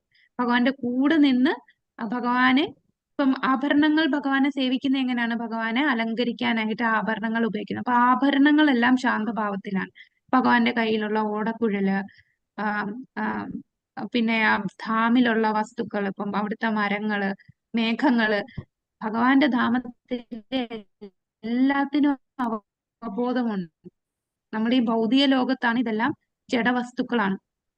ഇവിടെയുള്ള മിക്ക വസ്തുക്കളും ജഡവസ്തുക്കളാണ്. ആത്മാവുള്ളതിന് മാത്രമേ അവബോധമുള്ളൂ. പക്ഷെ ഭഗവാന്റെ ധാമത്തിൽ എല്ലാത്തിനും അവബോധമുണ്ട്. ഈ മേഘമായാലും പൂക്കളായാലും ആ പൂക്കൾക്കുമെല്ലാം. അപ്പൊ ഈ പൂക്കളെല്ലാം ശാന്തഭാവത്തിൽ ഭഗവാനെ സേവിക്കും. ഇനി ദാസ്യഭാവം. ദാസ്യഭാവത്തിന് ഉദാഹരണം നമുക്കറിയാം ഹനുമാനാണ്. അപ്പൊ ഹനുമാൻ ഏത് സമയം ഭഗവാനെ ദാസനായിട്ട് ഭഗവാന്റെ നിർദ്ദേശങ്ങൾ അനുസരിച്ച് എന്ത് സേവനവും ചെയ്യാൻ തുനിഞ്ഞു നിൽക്കുന്നതാണ്. അത് ദാസ്യഭാവം. ഇനി സാഖ്യഭാവത്തിന് ഉദാഹരണമാണ് അർജുനൻ. വാത്സല്യഭാവം ആരാണ് ഉദാഹരണം? മുതിർന്ന ഗോപിമാരെല്ലാരും വാത്സല്യഭാവത്തിന്. മാധുര്യഭാവം ഗോപിമാർ. ഈ രാധാറാണിയാണ് ഏറ്റവും ഉത്തമ ഉദാഹരണം. ഭഗവാന്റെ നേരെയുള്ള വിശുദ്ധ പ്രേമത്തിന്റെ ആദ്യത്തെ ലക്ഷണമാണ് ഹർഷോന്മാദം എന്ന് തന്ത്രശാസ്ത്രത്തിൽ പറയുന്നു. ആ ഘട്ടത്തിൽ കരയുകയും വിറകൊള്ളുകയും ചെയ്യുമത്രേ. അപ്പൊ ഈ വികാരം, കരയുക, വിറകൊള്ളുക ഒക്കെ കാണുമ്പോൾ ഭൗതികവാദികൾക്ക് ഇതൊന്നും മനസ്സിലാകില്ല. പക്ഷെ തികഞ്ഞ ഭക്തന്മാർക്ക് മനസ്സിലാകും ഇദ്ദേഹം ഇതൊക്കെ പ്രകടിപ്പിക്കുന്നത് ആ ഹർഷോന്മാദം അദ്ദേഹത്തിന്റെ ഉള്ളിലുള്ളത് കൊണ്ടാണ്. ഇനി എങ്ങനെ നമുക്ക് ഈ ഭാവത്തിലേക്ക് എത്താം? ഭാവഭക്തിയിൽ എത്താനായിട്ട് നമുക്ക് പല വഴികളുണ്ട്. അത് നമ്മളെ ബുക്കിൽ നോക്കാം. 172 പേജില് 2ാമത്തെ പാരഗ്രാഫ്. ഹർഷോന്മാദത്തിന്റെ ഈ ഘട്ടത്തിലേക്ക് ഉയരാൻ 2 മാർഗങ്ങളുണ്ട്. ഒന്നാമത്തതാണ് ശുദ്ധ ഭക്തന്മാരുമായുള്ള നിരന്തര സമ്പർക്കം. രണ്ടാമത്തേത് കൃഷ്ണന്റെ ഏതെങ്കിലും വിശുദ്ധ ഭക്തന്റെയോ സവിശേഷ കാരുണ്യം. അപ്പൊ ശുദ്ധ ഭക്തരുമായിട്ടുള്ള സമ്പർക്കം കൊണ്ടുവരാം, അല്ലെങ്കിൽ അവരുടെ കാരുണ്യം കൊണ്ട് നമുക്ക് ഭാവത്തിലേക്ക് എത്താം. അപ്പൊ ഭക്തരുടെ സമ്പർക്കം എന്ന് പറയുമ്പോൾ ശുദ്ധ ഭക്തന്മാര് നമുക്ക് നിർദ്ദേശിച്ചിട്ടുള്ള കാര്യങ്ങൾ നമ്മൾ ആദ്യം ചെയ്യണം. എന്താണ് നമ്മളോട് നിർദ്ദേശിച്ചിട്ടുള്ളത്? ശുദ്ധ ഭക്തര് ശ്രവണം, കീർത്തനം, വിഷ്ണു സ്മരണം, പിന്നെ നമ്മൾ ചില നിയമങ്ങൾ പാലിക്കണം. നമ്മൾ വൈദ്യ സാധന ഭക്തിയിൽ പറയുന്ന കാര്യങ്ങളില്ലേ, 64 കാര്യങ്ങൾ പറയണം. അപ്പൊ നമ്മൾ ചെയ്യേണ്ട കാര്യങ്ങൾ, ചെയ്യരുതാത്ത കാര്യങ്ങൾ, നമ്മൾ അപരാധങ്ങൾ ഒഴിവാക്കണം. പിന്നെ നമ്മള് കൂടുതൽ ശ്രവിക്കുകയും, പിന്നെ ആദ്യം നമ്മൾ ഗുരുവിനെ സ്വീകരിക്കുന്ന കാര്യങ്ങൾ പറഞ്ഞല്ലേ, 64 കാര്യങ്ങൾ. പിന്നെ പഞ്ചാംഗ ഭക്തിയെ കുറിച്ച് അവസാനം പറഞ്ഞു. അപ്പൊ ഈ വിധ കാര്യങ്ങൾ നമ്മൾ ചെയ്യണം. അതാണ് വൈദ്യ സാധന ഭക്തി നമ്മൾ ആദ്യം ചെയ്യണം. അപ്പൊ സാധനയിലൂടെ നമുക്ക് ഭാവഭക്തിയിൽ എത്താൻ സാധിക്കും. സാധനയിലൂടെ ഭാവഭക്തിയിൽ എത്തുന്നതിന് ഉദാഹരണമാണ് ആദ്യം കാണിച്ചിരിക്കുന്ന ആരാണ്? ഏത് കുട്ടിയാണിത്? ധ്രുവ മഹാരാജ് അല്ലെ? ധ്രുവ മഹാരാജാവ് സാധനയിലൂടെ 6 മാസം കഠിനമായിട്ടുള്ള തപശ്ചര്യ ചെയ്തു. അപ്പൊ സാധന ചെയ്താണ് ഭഗവാനെ 6 മാസം കൊണ്ട് പ്രത്യക്ഷനാക്കി. പിന്നീട് നാരദ മഹർഷിയുടെ കഥ നമ്മൾക്കറിയാം. അദ്ദേഹവും ഭക്തിവേദാന്ത ഭക്തരുടെ സമ്പർക്കം മൂലം, അതാണ് ശുദ്ധ ഭക്തരുടെ സമ്പർക്കം. ആ സമ്പർക്കം മൂലം അവര് നിർദ്ദേശപ്രകാരമുള്ള സാധനകൾ ചെയ്തു. അവര് പോകുന്നതിന് മുമ്പ് കുട്ടിയെ അനുഗ്രഹിച്ചിട്ടാണ് പോയത്. അപ്പൊ അവരിൽ നിന്ന് ഒരുപാട് കാര്യങ്ങൾ കുട്ടി മനസ്സിലാക്കി. അതിനുശേഷം തന്റെ അമ്മ മരിച്ചു, ആരുമില്ല, ഒറ്റയ്ക്കായി, അതെല്ലാം ഭഗവാന്റെ കാരുണ്യമായി കണ്ട്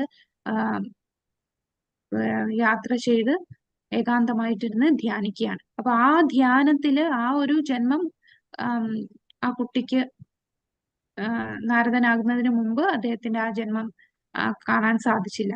ആദ്യം ഒരു ഭഗവാന്റെ ചെറിയ ഒരു ദർശനം കിട്ടി, പരമാത്മാവിനെ ദർശിക്കാൻ സാധിച്ചു. പക്ഷെ പിന്നീട് എത്ര ശ്രമിച്ചിട്ടും ആ രൂപം കാണാൻ സാധിക്കുന്നില്ല. അപ്പോഴാണ് ഒരു ഭഗവാന്റെ വാക്കുകൾ, ആ ശബ്ദം കേൾക്കുകയുണ്ടായി: ഈ ജന്മത്തിൽ നിനക്ക് സാധിക്കില്ല, നീ ഈ സാധന തുടർന്നുകൊണ്ടിരിക്കൂ, അടുത്ത കൽപ്പത്തിൽ നിനക്ക് നാരദനായി, നിനക്ക് എന്റെ ഭക്തനായി മാറാം.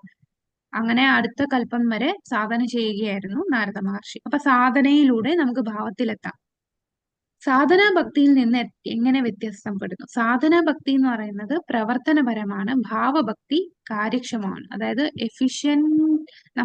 നമ്മളുടെ ആക്ടിവിറ്റീസ് എഫക്റ്റീവ് ആവുന്ന, എഫിഷ്യന്റ് ആവുമ്പോഴാണ് അത് ഭാവഭക്തിയിലെത്തുക.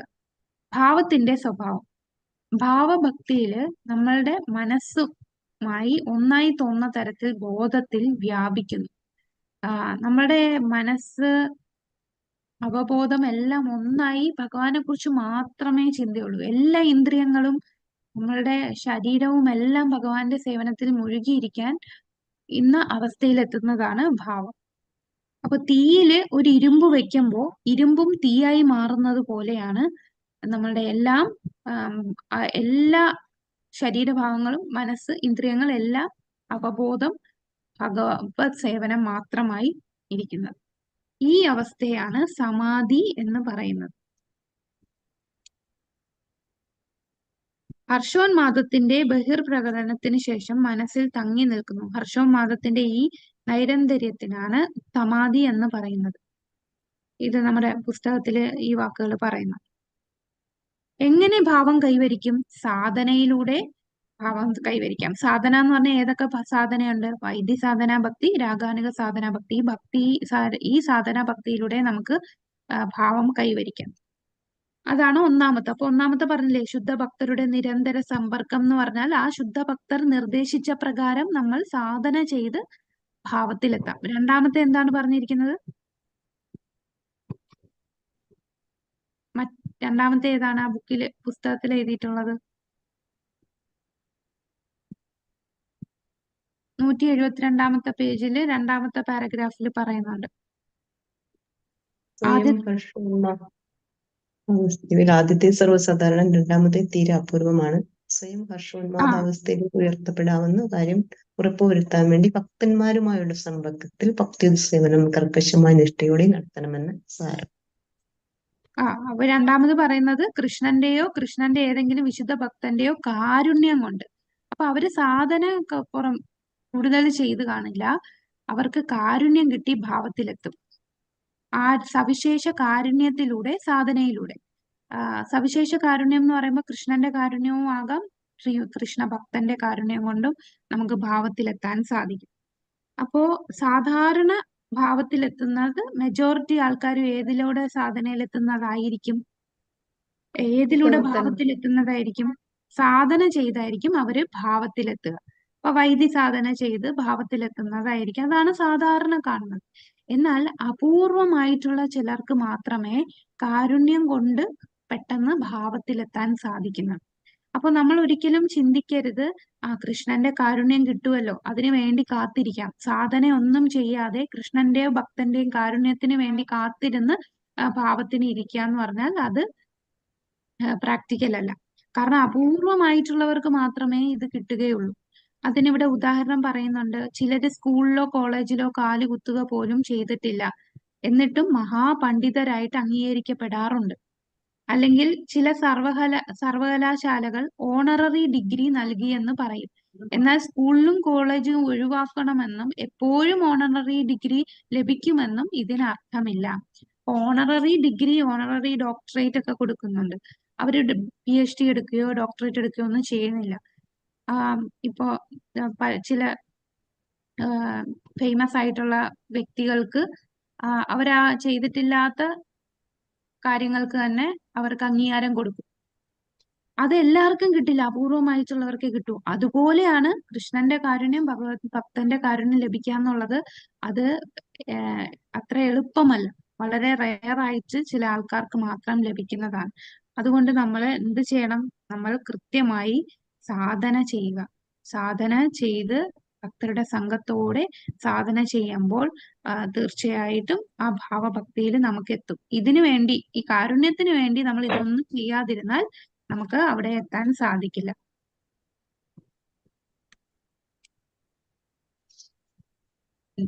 സജ്ജന സമ്പർക്കം കൊണ്ട് ഹർഷോന്മത്തമായ പ്രേമം വളർത്തിയെടുക്കാൻ കഴിയും. അപ്പൊ നമ്മൾ പറഞ്ഞു, ഒന്നാമത്തെ എന്ന് പറഞ്ഞാൽ എന്താ? ശുദ്ധ ഭക്തരുടെ നിരന്തര സമ്പർക്കം എന്ന് പറഞ്ഞു. അതിന് ഉദാഹരണമാണ് നമ്മളിപ്പോ പറഞ്ഞ നാരദ മഹർഷിയുടെ കഥ.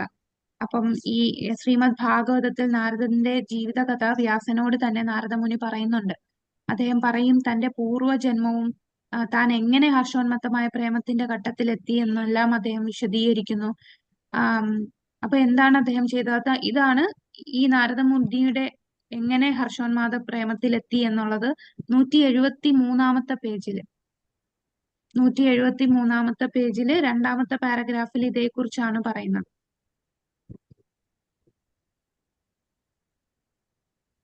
അപ്പൊ അവിടെ എന്താണ് അദ്ദേഹം പറയുന്നത്? ചാതുർമാസ്യ സമയത്ത് ഭക്തി വേദാന്തർ ആയിട്ടുള്ള ഭക്തരുടെ സമ്പർക്കം അദ്ദേഹത്തിന് ലഭിച്ചു. അപ്പൊ ആ ഉയർന്ന ശുദ്ധ ഭക്തരുടെ സമ്പർക്കം ലഭിച്ചതിനാൽ അവരെ സേവനം ചെയ്യാൻ സാധിച്ചു. അവരെ സേവിക്കാൻ നിരതരായി. അദ്ദേഹം അവര് പറയുന്ന ഭഗവാന്റെ ലീലകളെല്ലാം ശ്രദ്ധിച്ചു കേൾക്കുകയും അവര് പാടുന്നത് കേൾക്കാനും ഒക്കെ അവസരം ലഭിച്ചു. അങ്ങനെ ആ സമ്പർക്കം കൊണ്ട് അദ്ദേഹത്തിന് ആ പ്രേമം വികസിക്കാൻ തുടങ്ങി. അപ്പോ ആ പ്രേമം കൃഷ്ണൻ വിശുദ്ധ പ്രേമത്തിൽ എത്തുന്നതിന് മുമ്പുള്ള അവസ്ഥയാണ് ഈ ഭാവഭക്തി എന്ന് പറയുന്നത്. അപ്പൊ ഇതേക്കുറിച്ചാണ് വിവരിക്കുന്നത്. അങ്ങനെ ആ ഒരു സമ്പർക്കം കൊണ്ടാണ് അദ്ദേഹം പിന്നീട് കാട്ടിൽ പോയി തപശ്ചര്യ ചെയ്ത് അടുത്ത ജന്മത്തില് ഭഗവാന്റെ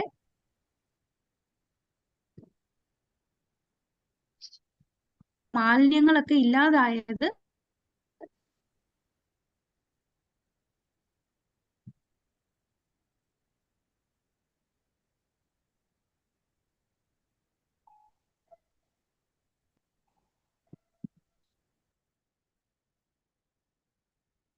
വേണം സമ്പർക്കം പുലർത്താൻ. അങ്ങനെയുള്ള സമ്പർക്കം കൊണ്ടും സേവനം കൊണ്ടും ഒരു പ്രാരംഭ ഭക്തൻ ഭഗവാൻമുഖമായി ആസക്തിയും സ്നേഹവും ഭക്തിയും വളർത്തിയെടുക്കുമെന്ന് തീർച്ച. അപ്പൊ നമ്മൾ എപ്പോഴും പറയും ഭക്തിയുത സേവനത്തിന്റെ 9 തരം ഭക്തിയുത സേവനം: ശ്രവണം, കീർത്തനം, വിഷ്ണു. അതിൽ ശ്രവണം, ആ ശ്രവണം നമ്മൾ ആരിൽ നിന്ന് കേൾക്കുന്നു അത് വളരെ പ്രധാനമാണ്. ഒരു ശുദ്ധ ഭക്തനിൽ നിന്ന് വേണം നമ്മൾ കേൾക്കാൻ. ആ ശുദ്ധ ഭക്തന്റെ വാക്കുകൾ നമ്മളുടെ ഹൃദയത്തിൽ ആത്മീയ ജീവൻ കുത്തിവെക്കാനുള്ള ശക്തിയുണ്ട്. ആ ശുദ്ധ ഭക്തന്റെ വാക്കുകൾക്ക് നമ്മളെ ഹൃദയത്തെ ശുദ്ധീകരിക്കാൻ സാധിക്കും. നമുക്ക് ആത്മീയമായിട്ടുള്ള ഇത് ഉണർത്താനുള്ള ശക്തി ശുദ്ധ ഭക്തന്മാർക്കുണ്ട്. അപ്പൊ നമ്മൾ വളരെ പ്രധാനപ്പെട്ട കാര്യമാണ്. ഒരിക്കലും നമ്മൾ ഇപ്പൊ ഭഗവത്ഗീതയെ കുറിച്ച് കൂടുതൽ മനസ്സിലാക്കണം എന്ന് പറഞ്ഞ് നമ്മൾ മായാവാദികളുടെ ലെക്ചേഴ്സ് യൂട്യൂബിൽ ഒരുപാടുണ്ട്. മറ്റ് ആത്മീയ സംഘടനകളുടെ ലെക്ചേഴ്സ് ഉണ്ട്. അത് കേട്ടാൽ നമ്മുടെ ഹൃദയം മലിനമാവുകയേ ഉള്ളൂ. അങ്ങനെ ഒരുപാട് പേർക്ക് വീഴ്ച സംഭവിച്ചിട്ടുണ്ട്. കൃഷ്ണാബോധത്തിൽ വന്നതിന് ശേഷം കൂടുതൽ മനസ്സിലാക്കാൻ വേണ്ടി അവരുടെ ലെക്ചേഴ്സ് കേൾക്കും. അത് ഭക്തിയിൽ നിന്ന് നമ്മളെ വ്യതിചലിക്കുകയേ ഉള്ളൂ. അപ്പൊ നമ്മൾ കേൾക്കുന്നത് ആ ശുദ്ധ പരമ്പരയിലൂടെ വന്ന് ഭഗവാനെ അറിഞ്ഞ് ആത്മസാക്ഷാത്കാരം ലഭിച്ച് ശുദ്ധ ഭക്തർ, ഈ വൈദ്യ സാധനയൊക്കെ കൃത്യമായി ചെയ്യുന്ന ഭക്തരെ, ഭഗവാന്റെ രൂപത്തെ അംഗീകരിക്കുന്ന ഭക്തന്മാരിൽ നിന്ന് വേണം നമ്മൾ ഭഗവാനെ കുറിച്ച് കേൾക്കാൻ. എന്നാൽ മാത്രമേ നമ്മുടെ ഹൃദയം പവിത്രീകരിക്കും. ഇല്ലെങ്കിൽ നമ്മളും ഇപ്പം മായാവാദികൾ എന്ന് പറഞ്ഞാൽ അവരും തികഞ്ഞ ഒരു നിരീശ്വരവാദികളാണ്. കാരണം അവർക്ക് ഭഗവാനോട് അസൂയയാണ്. എനിക്കും ഭഗവാനാകണം. അവര് ശാസ്ത്രങ്ങളൊക്കെ വലിയ വായില് ശാസ്ത്രങ്ങളെയൊക്കെ വ്യാഖ്യാനിക്കുകയൊക്കെ ചെയ്യും. കേൾക്കുമ്പോൾ വിചാരിക്കും എത്ര വലിയ പണ്ഡിതനാണ്, എത്ര ജ്ഞാനിയാണ് അദ്ദേഹം, എന്തെല്ലാം കാര്യങ്ങൾ അറിയാം. അപ്പൊ നമുക്ക് തോന്നുമോ ആ വ്യക്തിയിൽ നിന്ന് കുറച്ചുകൂടെ കാര്യങ്ങൾ മനസ്സിലാക്കാം എന്ന് പറഞ്ഞ് നമ്മൾ കേട്ട് കഴിഞ്ഞാൽ അവിടെ നമ്മളുടെ ഉള്ളിൽ വിഷം കുത്തിവെക്കുകയാണ്. ആത്മീയ ജീവനെ കുത്തിവെക്കാൻ കഴിയില്ല. അത് കുത്തിവെക്കാൻ സാധിക്കുന്നത് ആത്മസാക്ഷാത്കാരം ലഭിച്ച ഒരു ശുദ്ധ ഭക്തനിൽ നിന്നാണ്. അദ്ദേഹത്തിൽ നിന്ന് കേൾക്കുക. അപ്പൊ നമ്മൾ പ്രഭുപാദയിൽ നിന്ന് കേൾക്കുക. പ്രഭുപാദയിൽ നിന്ന് കേൾക്കുന്നതിന് പകരം പ്രഭുപാദയുടെ പുസ്തകങ്ങൾ വായിക്കുക.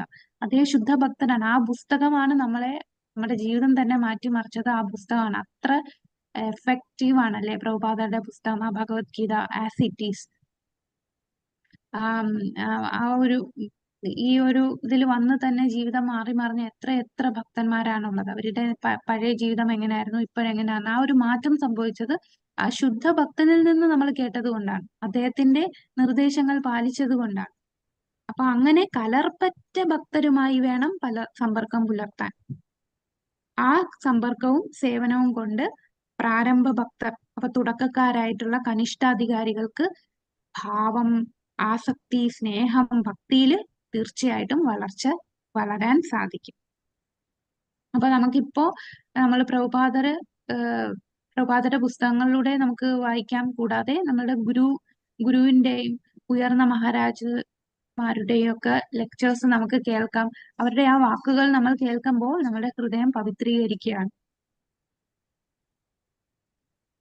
അപ്പൊ സാധനയിലൂടെ നമ്മൾ പറഞ്ഞു വൈദ്യസാധന ഭക്തി. അതിന് ഉദാഹരണം നമ്മളിപ്പോ പറഞ്ഞു, നാരദമുനി ശുദ്ധഭക്തരുടെ സമ്പർക്കം കൊണ്ട് സാധന ചെയ്തു എത്തി. പിന്നീട് നമ്മള് ആരാണ് ധ്രുവന്റെ കാര്യം പറഞ്ഞു അല്ലെ. ധ്രുവ മഹാരാജാവും സാധന ചെയ്തിട്ടാണ് ഭാവത്തിലെത്തിയത്. പിന്നീട് ഇവിടെ കപിലദേവന്റെ പ്രസ്താവനയെ കുറിച്ച് പറയുന്നു. ഇത് കപിലദേവൻ പറയുന്നത് 174 പേജിലാണ്. 174 പേജില് ആ പാരഗ്രാഫ്, ശ്രീമദ് ഭാഗവതത്തിൽ കപിലൻ ഇക്കാര്യം ഒന്നുകൂടി ഉറപ്പിക്കുന്നുണ്ട്. അമ്മേ, ശുദ്ധ ഭക്തരുമായി സമ്പർക്കത്തിൽ ഏർപ്പെടുന്നയാൾക്ക് എന്റെ ഭക്തിയുത സേവനത്തിന്റെ ഉദാത്തമായ ശക്തി അനുഭവിക്കാൻ കഴിയും. അപ്പം അതാണ് ശുദ്ധഭക്തരുടെ സംസാരിക്കുമ്പോൾ ശ്രോതാക്കളുടെ ഹൃദയത്തിൽ ആ വാക്കുകൾ പ്രവർത്തിക്കുന്നു. ശ്രവണത്തിന്റെയും ജപത്തിന്റെയും രഹസ്യം. അപ്പൊ അതിനെക്കുറിച്ചാണ് ഇവിടെ പറഞ്ഞിരിക്കുന്നത്. ഒരു പ്രാരംഭ ഭക്തൻ ഒരു സാക്ഷാത്കാരം സിദ്ധിച്ച ആളിനെ സേവിക്കുകയും സമ്പർക്കം ചെയ്യുകയും വേണം. അപ്പൊ ഇതാണ് വൈദ്യസാധന. അപ്പൊ ശുദ്ധഭക്തന്റെ സമ്പർക്കം എന്ന് പറഞ്ഞാൽ അതൊരു വൈദ്യസാധനയാണ്. നമ്മൾ ശ്രവണം, അദ്ദേഹത്തിന്റെ നിർദ്ദേശങ്ങൾ പാലിക്കുക, അദ്ദേഹം പറയുന്നത് അതേപടി നമ്മൾ ചെയ്യുക. അപ്പൊ അങ്ങനെ ചെയ്താലുള്ള ഫലം എന്താണ്? ആ ശുദ്ധഭക്തന്റെ സമ്പർക്കം കൊണ്ട് നമുക്ക് ഭഗവാനോടുള്ള ആസക്തി, സ്നേഹം, ഭക്തി ഇവയെല്ലാം നമ്മളുടെ ഉള്ളിൽ വളർത്താൻ സാധിക്കും. ഇനി രാഗാനുഗ സാധന ഭക്തിയിലൂടെയും ഭാവത്തിലെത്താം. അതിന് ഉദാഹരണമാണ് അടുത്ത പാരഗ്രാഫിൽ പറയുന്നു. അതൊന്ന് വായിക്കാമോ? 174 പേജില്. ഹരേ കൃഷ്ണ. വായിച്ചു. പ്രക്രിയകളൊന്നും തന്നെ ഇല്ലാതെ അതല്ല അതിന് തൊട്ട് മുമ്പ് സ്വയം ഹർഷോന്മത്ത വിധാനത്തിലേക്ക് ഉയർത്താൻ ഈശ്വരന്റെ കാരുണ്യത്തെ ആവാഹിച്ചെടുക്കുവാൻ വേണ്ടി രാത്രി മുഴുവനും നൃത്തം ചെയ്ത ഒരു പ്രാരംഭ ഭക്തയുടെ കഥ പത്മപുരാണത്തിലുണ്ട്. ഭക്തി പ്രക്രിയകളൊന്നും തന്നെ ഇത് മതി. ഓക്കെ. അപ്പൊ ഈ പറയുന്നത് രാഗാനുഗ ഭക്തി സാധന കൊണ്ട് ഭാവത്തിലെത്തിയ വ്യക്തിയുടെ ഒരു കഥയാണ് പത്മപുരാണത്തിൽ പറയുന്നത്. ഇത് ചന്ദ്രകാന്തി എന്ന ഒരു ഭക്തയാണ്. ആ ഭക്ത ഭഗവാന്റെ വിഗ്രഹത്തെ നോക്കി രാത്രി മുഴുവൻ നൃത്തം ചെയ്യുകയാണ്. ഒരു പ്രാരംഭ ഭക്തയാണ്. ആ ഭക്തയ്ക്ക് രാഗാനുഗ സാധനാ ഭക്തി വന്നു. ഭഗവാനെ കണ്ടപ്പോൾ ഭഗവാനില് സേവനം ചെയ്യാനായിട്ട് ആ ഭക്ത നൃത്തമാണ് ചെയ്യുന്നത്. അങ്ങനെ നൃത്തം ചെയ്ത് ഭാവഭക്തിയിലേക്ക് എത്തിയതിന് ഉദാഹരണമാണ് ചന്ദ്രകാന്തി എന്ന ഈ പത്മപുരാണത്തിൽ പറഞ്ഞിരിക്കുന്നത്. ഇനി അടുത്തത്, അപ്പൊ ഇത്രയും നമ്മൾ പറഞ്ഞ സാധനാ ഭക്തിയിലൂടെ ഭാവത്തിലെത്തിയതാണ്. സാധനാ ഭക്തി തന്നെ വൈദ്യമുണ്ട്, രാഗാനുഗയുണ്ട്. വൈദ്യ സാധനയ്ക്ക് ഉദാഹരണമാണ് നാരദമുനി, ധ്രുവ മഹാരാജാവ്, പിന്നെ കപിലദേവൻ പറഞ്ഞ പ്രസ്താവന. അപ്പം ശുദ്ധഭക്തരുടെ സമ്പർക്കം കൊണ്ടാണ് നമുക്ക് സമ്പർക്കത്താൽ സാധന ചെയ്ത് നമ്മൾ ഭാവത്തിലെത്തി. ഇനി രണ്ടാമത് പറഞ്ഞ എന്താണ്? ഭഗവാന്റെയോ ഭഗവത് ഭക്തരുടെയോ കാരുണ്യം കൊണ്ട്. അപ്പൊ കൃഷ്ണന്റെ കാരുണ്യം അല്ലെങ്കിൽ കൃഷ്ണന്റെ ഭക്തന്റെ കാരുണ്യം കൊണ്ട് നമുക്ക് ഭാവഭക്തിയിലെത്താം. അതേക്കുറിച്ചാണ് അടുത്ത പാരഗ്രാഫില് ബുക്കിൽ പറഞ്ഞിരിക്കുന്നത്. ആരെങ്കിലും ഇതൊന്ന് വായിക്കാമോ? ഭക്തി പ്രക്രിയകളൊന്നും തന്നെ ഇല്ലാതെ ഹരേ കൃഷ്ണ. വായിച്ചു. ഭക്തി പ്രക്രിയകളൊന്നും തന്നെ ഇല്ലാതെ പെട്ടെന്ന് ഭഗവാൻ കൃഷ്ണനിൽ ഭക്തി വികസിക്കുന്നതായും കണ്ടിട്ടുണ്ട്. ഇത് കൃഷ്ണന്റെയോ കൃഷ്ണ ഭക്തന്റെയോ സവിശേഷ കാരുണ്യത്തിന്റെ ഫലമാണെന്ന് മനസ്സിലാക്കണം. ഇത്തരത്തിൽ വളരുന്ന അഹേതുക ഭക്തിയെ മൂന്നായി തിരിക്കാം: സംഭാഷണം വഴി, നോട്ടത്തിലൂടെ, അനുഗ്രഹത്തിലൂടെ. അതെയോ അല്ലേ? ഹരേ കൃഷ്ണ. അപ്പം ഹരേ കൃഷ്ണ. ഭഗവാന്റെ ഭക്തി കാരുണ്യം കൊണ്ട് അല്ലെങ്കിൽ ഭക്തരുടെ കാരുണ്യം കൊണ്ട് നമുക്ക് ഭാവത്തിലെത്താം. ഇങ്ങനെ ഭാവത്തിലെത്തിയത് മൂന്നായി തിരിക്കാം: സംഭാഷണം വഴി, നോട്ടത്തിലൂടെ, അനുഗ്രഹത്തിലൂടെ. അത് നമുക്ക് നോക്കാം. ഇപ്പം കൃഷ്ണന്റെ കാരുണ്യം എന്ന് പറഞ്ഞാൽ അത് കൃഷ്ണന്റെ വാക്കിലൂടെ കിട്ടാം. അതിന് ഉദാഹരണമാണ് പറയുന്നത് നാരദ മുനിയോട് നാരദ പുരാണത്തിൽ പറയുന്ന അത് ആ ഭഗവാന്റെ വാക്കിലൂടെ ഭാവത്തിലെത്തിയ ആ കാര്യമാണ് ഇവിടെ നാരദ പുരാണത്തിൽ പറയുന്നത്. അപ്പൊ നാരദ മുനിക്ക് ഒരിക്കൽ ഭഗവാന്റെ വാക്കാൽ അനുഗ്രഹം കിട്ടി. വെറും സംഭാഷണം കൊണ്ട് മാത്രം അടുത്ത പാരഗ്രാഫില് പറയുന്നതാണ് ബുക്കില്. ഹർഷോന്മാദം പ്രേമം വളരുന്നതിനെ കുറിച്ച് നാരദീയ പുരാണം പറയുന്നുണ്ട്.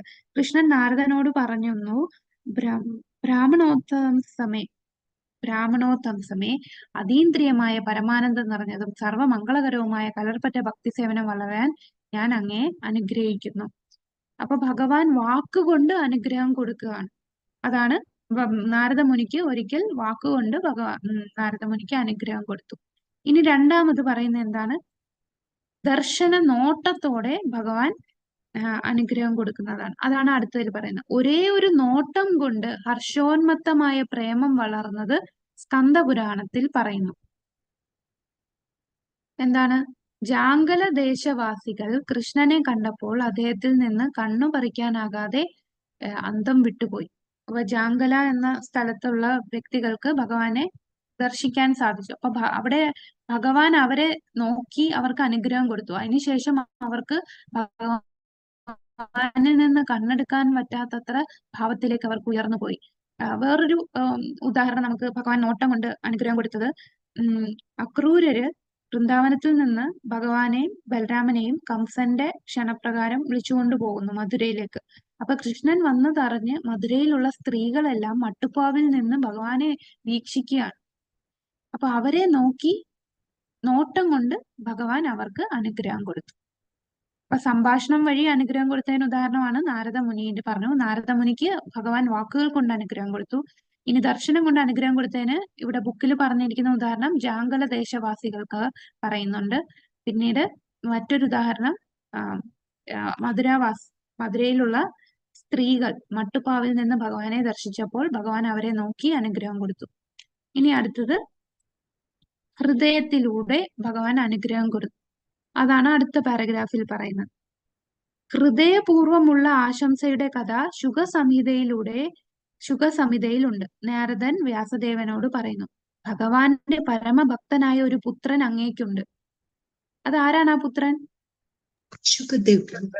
ശുകദേവ ഗോസ്വാമി, വ്യാസന്റെ പുത്രൻ. ഭക്തി സേവനത്തിന്റെ നിയാമക തത്വങ്ങൾ ഒന്നും അനുസരിക്കാതെ തന്നെ അനവധി ജന്മങ്ങളിൽ ഭക്തി സേവനം നടത്തി കൈവരുന്ന നേട്ടങ്ങളുടെ ലക്ഷണങ്ങൾ കൊണ്ട് അദ്ദേഹം സമ്പന്നനാണെന്നും ഞാൻ കാണുന്നു. അപ്പം ഹൃദയത്തിലൂടെ ഭഗവാൻ അനുഗ്രഹം കൊടുത്തത് ശുകദേവ ഗോസ്വാമി അല്ലെ? ശുകദേവ ഗോസ്വാമി വ്യാസദേവന്റെ പത്നിയുടെ ഗർഭത്തിൽ 16 വർഷം ആ ഗർഭത്തിൽ കിടന്നു. കുട്ടി പുറത്തു വരുന്നില്ല. എന്താണ് കാരണം? ഞാൻ പുറത്തു വന്നാൽ ത്രിഗുണങ്ങൾക്ക് ആയി ബന്ധിക്കപ്പെടും, എനിക്ക് ഭൗതികമായിട്ടുള്ള ഒന്നിലും വരേണ്ടതില്ല, അതുകൊണ്ട് ഗർഭപാത്രത്തിൽ തന്നെ കിടക്കുകയാണ്. പിന്നീട് ഭഗവാൻ തന്നെ ആ കുട്ടിക്ക്, ഗർഭപാത്രത്തിൽ ഉണ്ടായിരുന്ന കുട്ടിക്ക് അനുഗ്രഹം കൊടുക്കുകയാണ്. നീ പുറത്ത് വന്നാലും നിനക്ക് ത്രിഗുണങ്ങൾ ബാധിക്കുകയില്ല. അപ്പം അങ്ങനെ ആ കുട്ടിക്ക് ഈ സാധനയൊന്നും ചെയ്യാതെ തന്നെ ജനിച്ചപ്പോൾ തന്നെ കുട്ടിക്ക് ആ ഭാവത്തിലേക്ക് എത്താൻ സാധിച്ചു. അപ്പൊ ഭഗവാന്റെ കാരുണ്യം കൊണ്ട്, ഭഗവത് കാരുണ്യം കൊണ്ട് ഭാവത്തിലെത്തിയവരുടെ ഉദാഹരണങ്ങൾ പറഞ്ഞു. വാക്കിലൂടെ, നോട്ടത്തിലൂടെ, ഹൃദയത്തിലൂടെ. ഇനി ഭഗവത് ഭക്തരുടെ കാരുണ്യം കൊണ്ട് ആരൊക്കെയാണ്? ഒരു കുട്ടി ജനിച്ചപ്പോൾ പ്രഹ്ലാദൻ. അതാണ് അടുത്ത പാരഗ്രാഫില്, ഈ 175-ാമത്തെ പേജിൽ അടുത്ത പാരഗ്രാഫിൽ പ്രഹ്ലാദന്റെ കാര്യം പറയുന്നുണ്ട്. അപ്പൊ പ്രഹ്ലാദൻ ഭഗവത് ഭക്തന്റെ കാരുണ്യം കൊണ്ടാണ്. ഏത് ഭക്തനാണ് ആ കാരുണ്യം കൊടുത്തത്? നാരദ മഹർഷി. ഇപ്പൊ ഗർഭപാത്രത്തിലുള്ള പ്രഹ്ലാദ മഹാരാജാവ് പിന്നീട് മൃഗാരിയുടെ ഉദാഹരണം പറയുന്നുണ്ട്. മൃഗാരി അതാണ് അടുത്ത പേജിൽ 176 പേജില് സ്കന്ദപുരാണത്തിൽ പർവൻ എന്ന മുനി നാരദനോട് പറയുന്നു. അപ്പൊ ഈ പർവമുനിയും നാരദമുനിയുമാണ് മൃഗാരിയെ പിന്നീട് കാണാൻ പോകുന്നത്. ആദ്യം നാരദമുനി മൃഗാരി വേട്ടക്കാരനായിരുന്നപ്പോ കണ്ടു, ഉപദേശം കൊടുത്തു. അങ്ങനെ നാരദമുനിയുടെ നിർദ്ദേശപ്രകാരം മൃഗാരി കാര്യങ്ങളൊക്കെ ചെയ്തു, ഭക്തിയുത സേവനം ചെയ്തു. പിന്നെ കുറെ നാളിന് ശേഷം പർവമുനിയുമായിട്ടാണ് നാരദൻ ചെന്നത്. അപ്പൊ അദ്ദേഹം എന്താണ്, നാരദമുനിയെ കണ്ട ഉടനെ അദ്ദേഹം നമസ്കരിക്കാൻ പോവുകയാണ് മൃഗാരി. അപ്പൊ നമസ്കരിക്കുന്നതിന് മുമ്പ് ആ തുണി കൊണ്ട് കുറെ എറുമ്പുകൾ ഇങ്ങനെ എഴഞ്ഞു പോകുന്ന കണ്ടു. അപ്പൊ താൻ നമസ്കരിക്കുമ്പോൾ ആ എറുമ്പുകൾക്ക് എറുമ്പുകൾക്ക് വേദനിക്കുമല്ലോ എന്ന് കരുതി തുണി കൊണ്ട് എറുമ്പുകളെയൊക്കെ മാറ്റിയിട്ടാണ് അദ്ദേഹം നമസ്കരിക്കുന്നത്. അപ്പോ പർവമുനി നാരദമുനിയോട് പറയുന്ന വാക്കുകളാണ്: പ്രിയപ്പെട്ട നാരദരെ, അങ്ങയുടെ ആശംസ ഒന്നുകൊണ്ട് മാത്രം അധകൃത വർഗത്തിൽ ജനിച്ച വേടൻ പോലും മഹാനായെന്നു മാത്രമല്ല ഉന്നത കൃഷ്ണഭക്തനുമായി തീർന്നു. പുണ്യാത്മാക്കളിൽ വെച്ച് അത്രയ്ക്ക് വലിയ മഹാനും ഗംഭീരനുമാണ്. അപ്പൊ അതാണ് ശുദ്ധ ഭക്തനെയാണ് ഭക്തിയിലേക്ക് കൊണ്ടുവന്നത്. ഒരുപാട് ഉദാഹരണങ്ങൾ ഉണ്ടല്ലേ നാരദമാർക്ക് കൊണ്ടുവന്ന. വേറെ ഉദാഹരണങ്ങൾ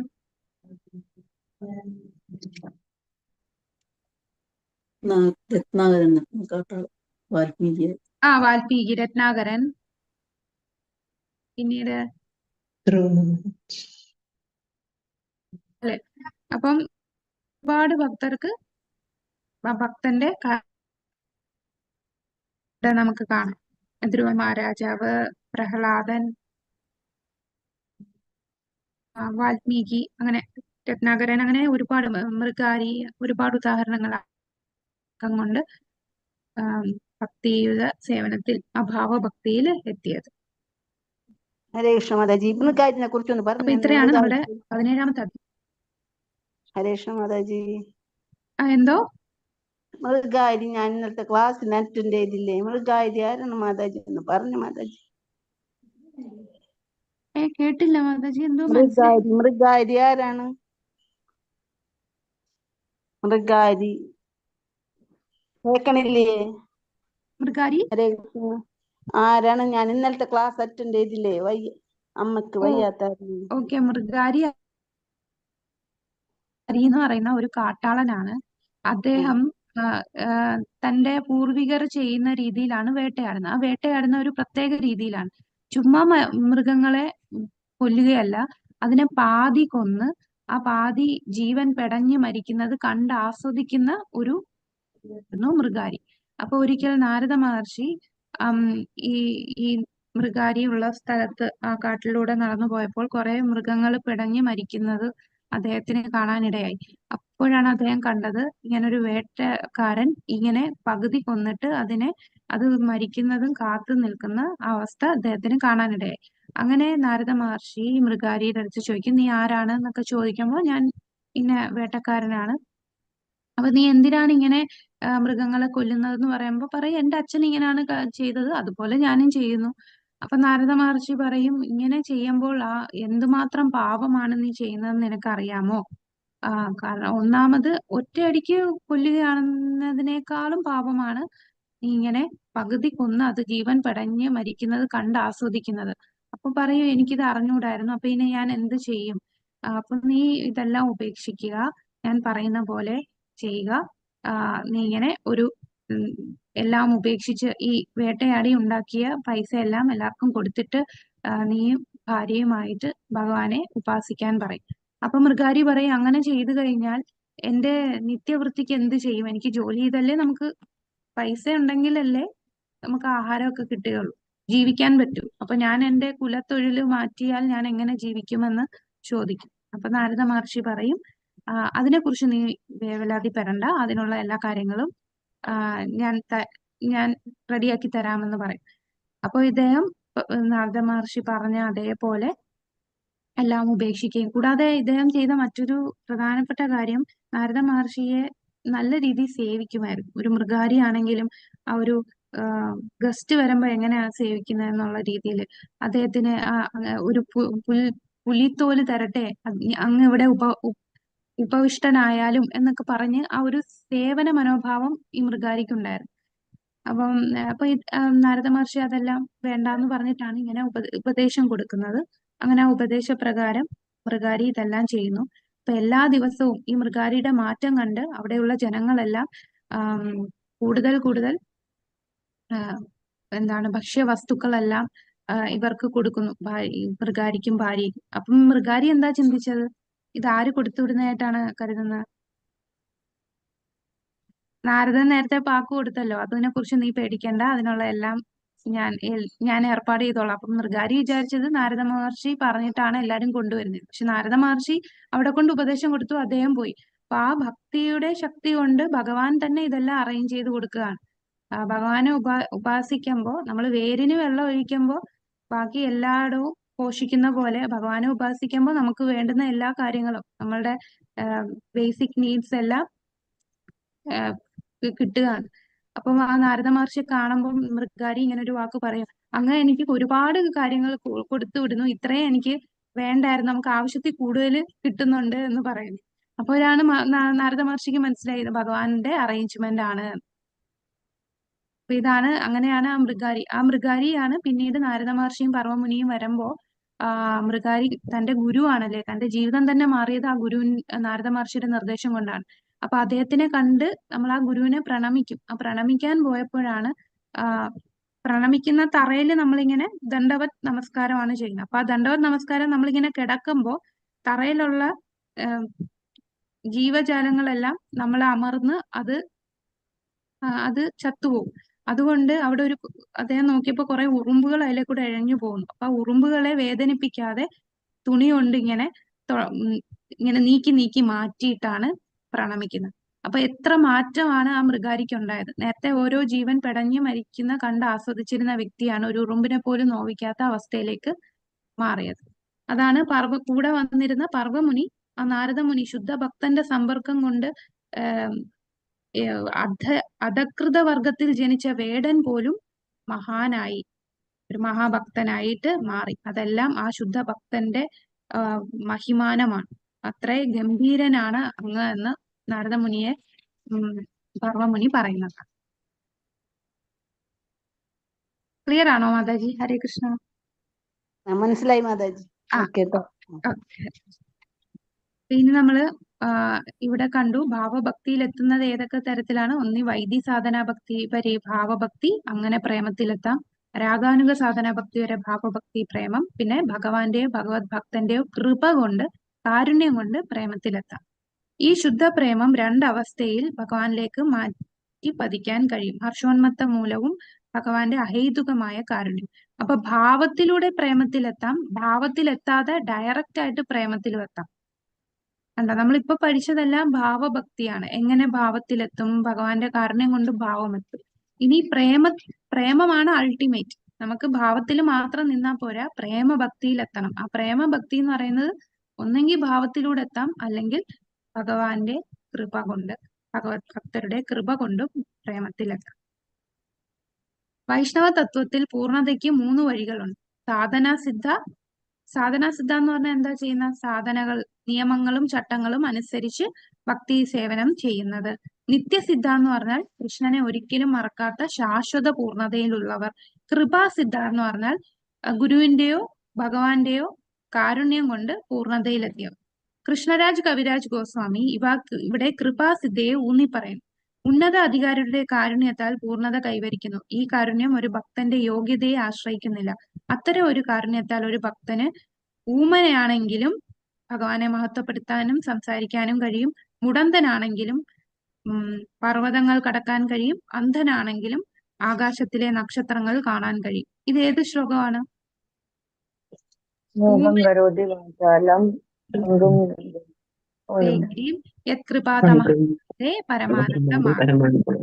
ഒരു ഭക്തന്റെ കൃപ എന്ന് പറഞ്ഞാൽ കാരുണ്യം. ആരുടെ കാരുണ്യം? ഭക്തന്റെ, ഭഗവാന്റെ.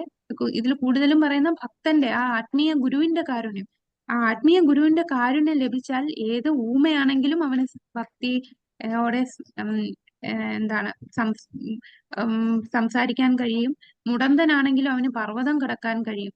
അപ്പോ ഇമ്പോസിബിൾ ഒരിക്കലും നടക്കില്ല എന്ന് പറയുന്ന കാര്യങ്ങൾ നടത്താൻ കഴിയും. അത്ര ശക്തിയാണ് ആത്മീയ ഗുരു. ആത്മീയ ഗുരുവിന്റെ കാരുണ്യം ലഭിച്ചാൽ ആ പരമാനന്ദത്തിലെത്താൻ സാധിക്കും. ഇനി നമ്മൾ അടുത്ത അധ്യായത്തിലേക്ക് കടക്കുകയാണ്. ഇത് ഭാവഭക്തിയുടെ ബാക്കി ഭാഗമാണ്. ഹർഷോന്മത്ത പ്രേമിയുടെ സ്വഭാവം. ഇനി ഈ ഭാവഭക്തിയിലെത്തിയ വ്യക്തിയുടെ സ്വഭാവ സവിശേഷതകളാണ് ഇവിടെ പറയുന്നത്. ഇവിടെ പറയുന്നത് 9 കാര്യങ്ങളാണ് ഇവിടെ പറയുന്നത്. അടുത്തതായി കൃഷ്ണോന്മുഖമായി ഹർഷോന്മത്ത പ്രേമം വളർന്നിട്ടുള്ള വ്യക്തിയുടെ സവിശേഷ ഗുണങ്ങൾ രൂപഗോസ്വാമി പറയുന്നു. അപ്പൊ 9 ഗുണങ്ങളാണ് ഇവിടെ പറഞ്ഞിട്ടുള്ളത്. ഈ ചാപ്റ്റർ മൊത്തവും 9 ഗുണങ്ങളെ കുറിച്ചാണ് പറയുന്നത്. ഇപ്പൊ എന്തൊക്കെയാണ് ആ 9 ഗുണങ്ങൾ എന്ന് ഈ അധ്യായത്തിൽ പറയുന്നത്. അപ്പൊ 9 ഗുണങ്ങൾ ഏതൊക്കെയാണ്? ഒന്നാമത്തത് ശാന്തി.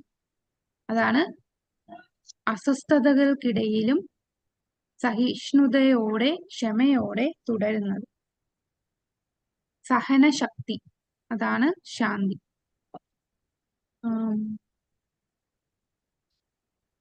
അപ്പം അതിന് ശാന്തി എപ്പോഴും അടക്കമുള്ളതും സ്ഥിര പരിശ്രമിയും ആയിട്ടുള്ളതും. ഇതില് രണ്ടാമതാണ്. നമ്മുടെ ബുക്കിൽ 1, 2, 9 വരെ എഴുതിയിട്ടുണ്ടല്ലോ, കണ്ടോ? Page number 177. 177 ഇങ്ങനെ 1, 2, 3, 4 അങ്ങനെ 9 വരെ എഴുതിയിട്ടുണ്ട്. അതിൽ നമ്മൾ ഇപ്പൊ പറയുന്ന രണ്ടാമത്തതാണ്. എപ്പോഴും അടക്കമുള്ളതും സ്ഥിര പരിശ്രമിയും ആയിരിക്കും. അതാണ് ശാന്തി എന്ന് പറയുന്നത്. അല്ലെങ്കിൽ സ്ഥിരോത്സാഹമുള്ള വ്യക്തി. സ്ഥിരോത്സാഹം. ഇപ്പൊ എത്ര അസ്വസ്ഥതയുണ്ടെങ്കിലും എന്തൊക്കെ പ്രശ്നങ്ങൾ ജീവിതത്തിൽ വന്നാലും അത് സഹിച്ച് അദ്ദേഹം ക്ഷമയോടെ തുടരുന്നു. അപ്പോ അതിന് നമുക്ക് ഉദാഹരണം പറയാവുന്നത് പരീക്ഷിത്ത് മഹാരാജാവിനെയാണ്. പരീക്ഷിത്ത് മഹാരാജാവ് ശമിക ഋഷിയുടെ പുത്രനായ ശൃംഗിയുടെ ശാപമേറ്റു. എന്താണ് ശപിച്ചത്? ശൃംഗി എന്താണ് പരീക്ഷത്തിനെ ശപിച്ചത്?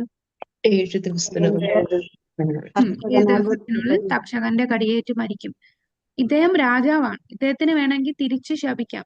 ഞാൻ ഒരു ചെറിയ കാര്യം ചെയ്തതിന് ഇങ്ങനെ ഇത്രയും വലിയ ശിക്ഷ തരേണ്ട ആവശ്യമുണ്ടോ എന്ന് ചോദിച്ച് അദ്ദേഹത്തിന് തിരിച്ച് ആ കുട്ടിയെ ശപിക്കാം.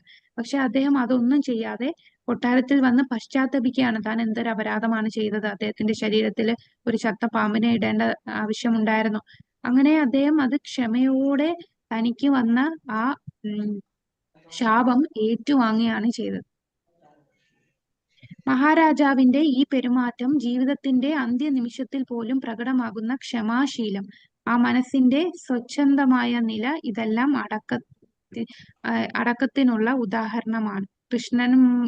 കൃഷ്ണോന്മുഖമായി ഹർഷോന്മത്ത പ്രേമം വളർന്നു കഴിഞ്ഞിട്ടുള്ള വ്യക്തിയുടെ സവിശേഷ ഗുണങ്ങളാണ് ഇത്. അപ്പൊ ഇത് ഭാഗവതത്തില് പറയുന്നതാണ്. അപ്പൊ അതിന് ഉദാഹരണം ഈ 178 പേജിലാണ് സ്ഥിരോത്സാഹം. നമ്മളിപ്പോ പറഞ്ഞ ശാന്തി എന്ന് പറയുന്നതാണ് സ്ഥിരോത്സാഹം.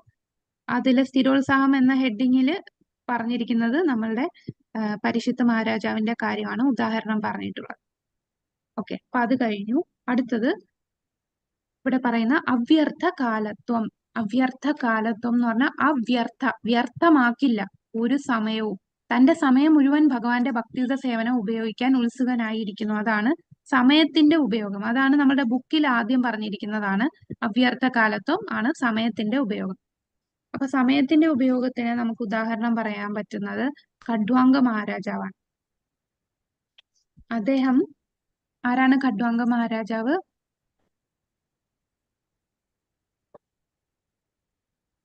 ദേവന്മാരൊക്കെ യുദ്ധത്തിന് സഹായിക്കുന്നു.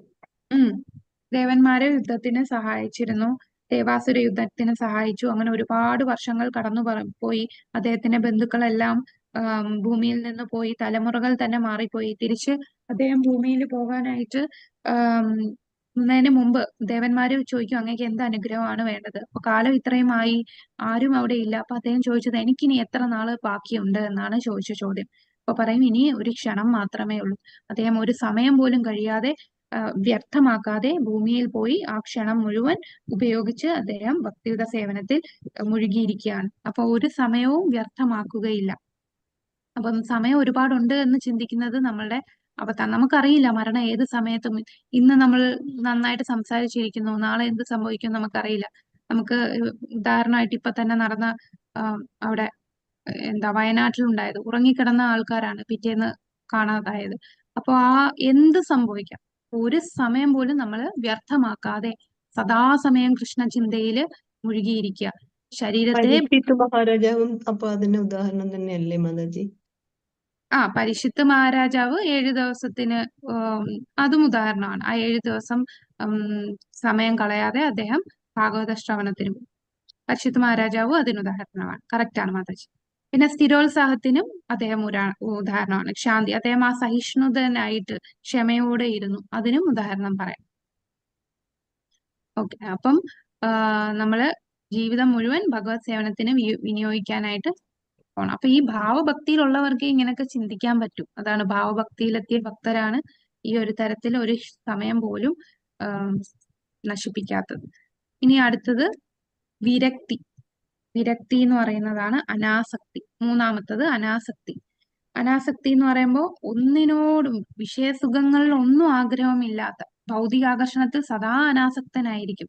അതിന് ഇവിടെ ഉദാഹരണം പറഞ്ഞിരിക്കുന്നത് ഭരത മഹാരാജാവാണ്.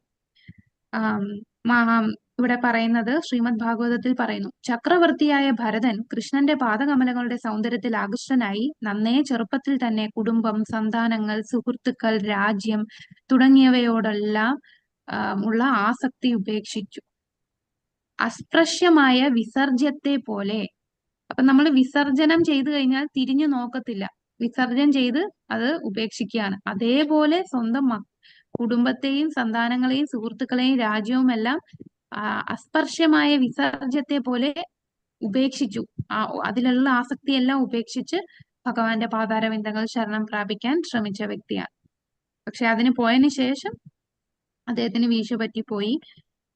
എന്നാലും അദ്ദേഹം ഇത്രയും നാളും ഭരിച്ചിരുന്നതെല്ലാം ഉപേക്ഷിക്കാനുള്ള അവസ്ഥ, അത് ആ ഭാവഭക്തിയിലെത്തിയത് കൊണ്ടാണ് അങ്ങനെ സാധിക്കുന്നത്. പരീക്ഷിത്ത് മഹാരാജാവും അതിന് ഉദാഹരണമാണ്. പരീക്ഷിത്ത് മഹാരാജാവ് എന്താണ് ചെയ്തത്? താൻ 7 ദിവസത്താൽ മരണപ്പെടും എന്നറിഞ്ഞപ്പോൾ അദ്ദേഹം തന്റെ ഭാര്യയെ, മക്കളെയും കുടുംബവും രാജ്യവും എല്ലാം ഉപേക്ഷിച്ചിട്ടാണ് 7 ദിവസം ശ്രീമദ് ഭാഗവതം കേൾക്കാൻ വന്നത്. ഇനി അടുത്തത് മാനശൂന്യത. മാനശൂന്യത എന്ന് പറഞ്ഞാൽ അഹങ്കാരമില്ലായ്മ. വിനയാനിതനായി ബഹുമാനം ലഭിക്കാനുള്ള ആഗ്രഹത്തിൽ നിന്ന് സ്വതന്ത്രനായിട്ടുള്ള അവസ്ഥയാണ്. എപ്പോഴും വിനയത്തോടെ ഇരിക്കുന്നതാണ് മാനശൂന്യത. അതിന് ഉദാഹരണം ഇവിടെ പറയുന്നത് ഭഗീരഥ മഹാരാജാവാണ്.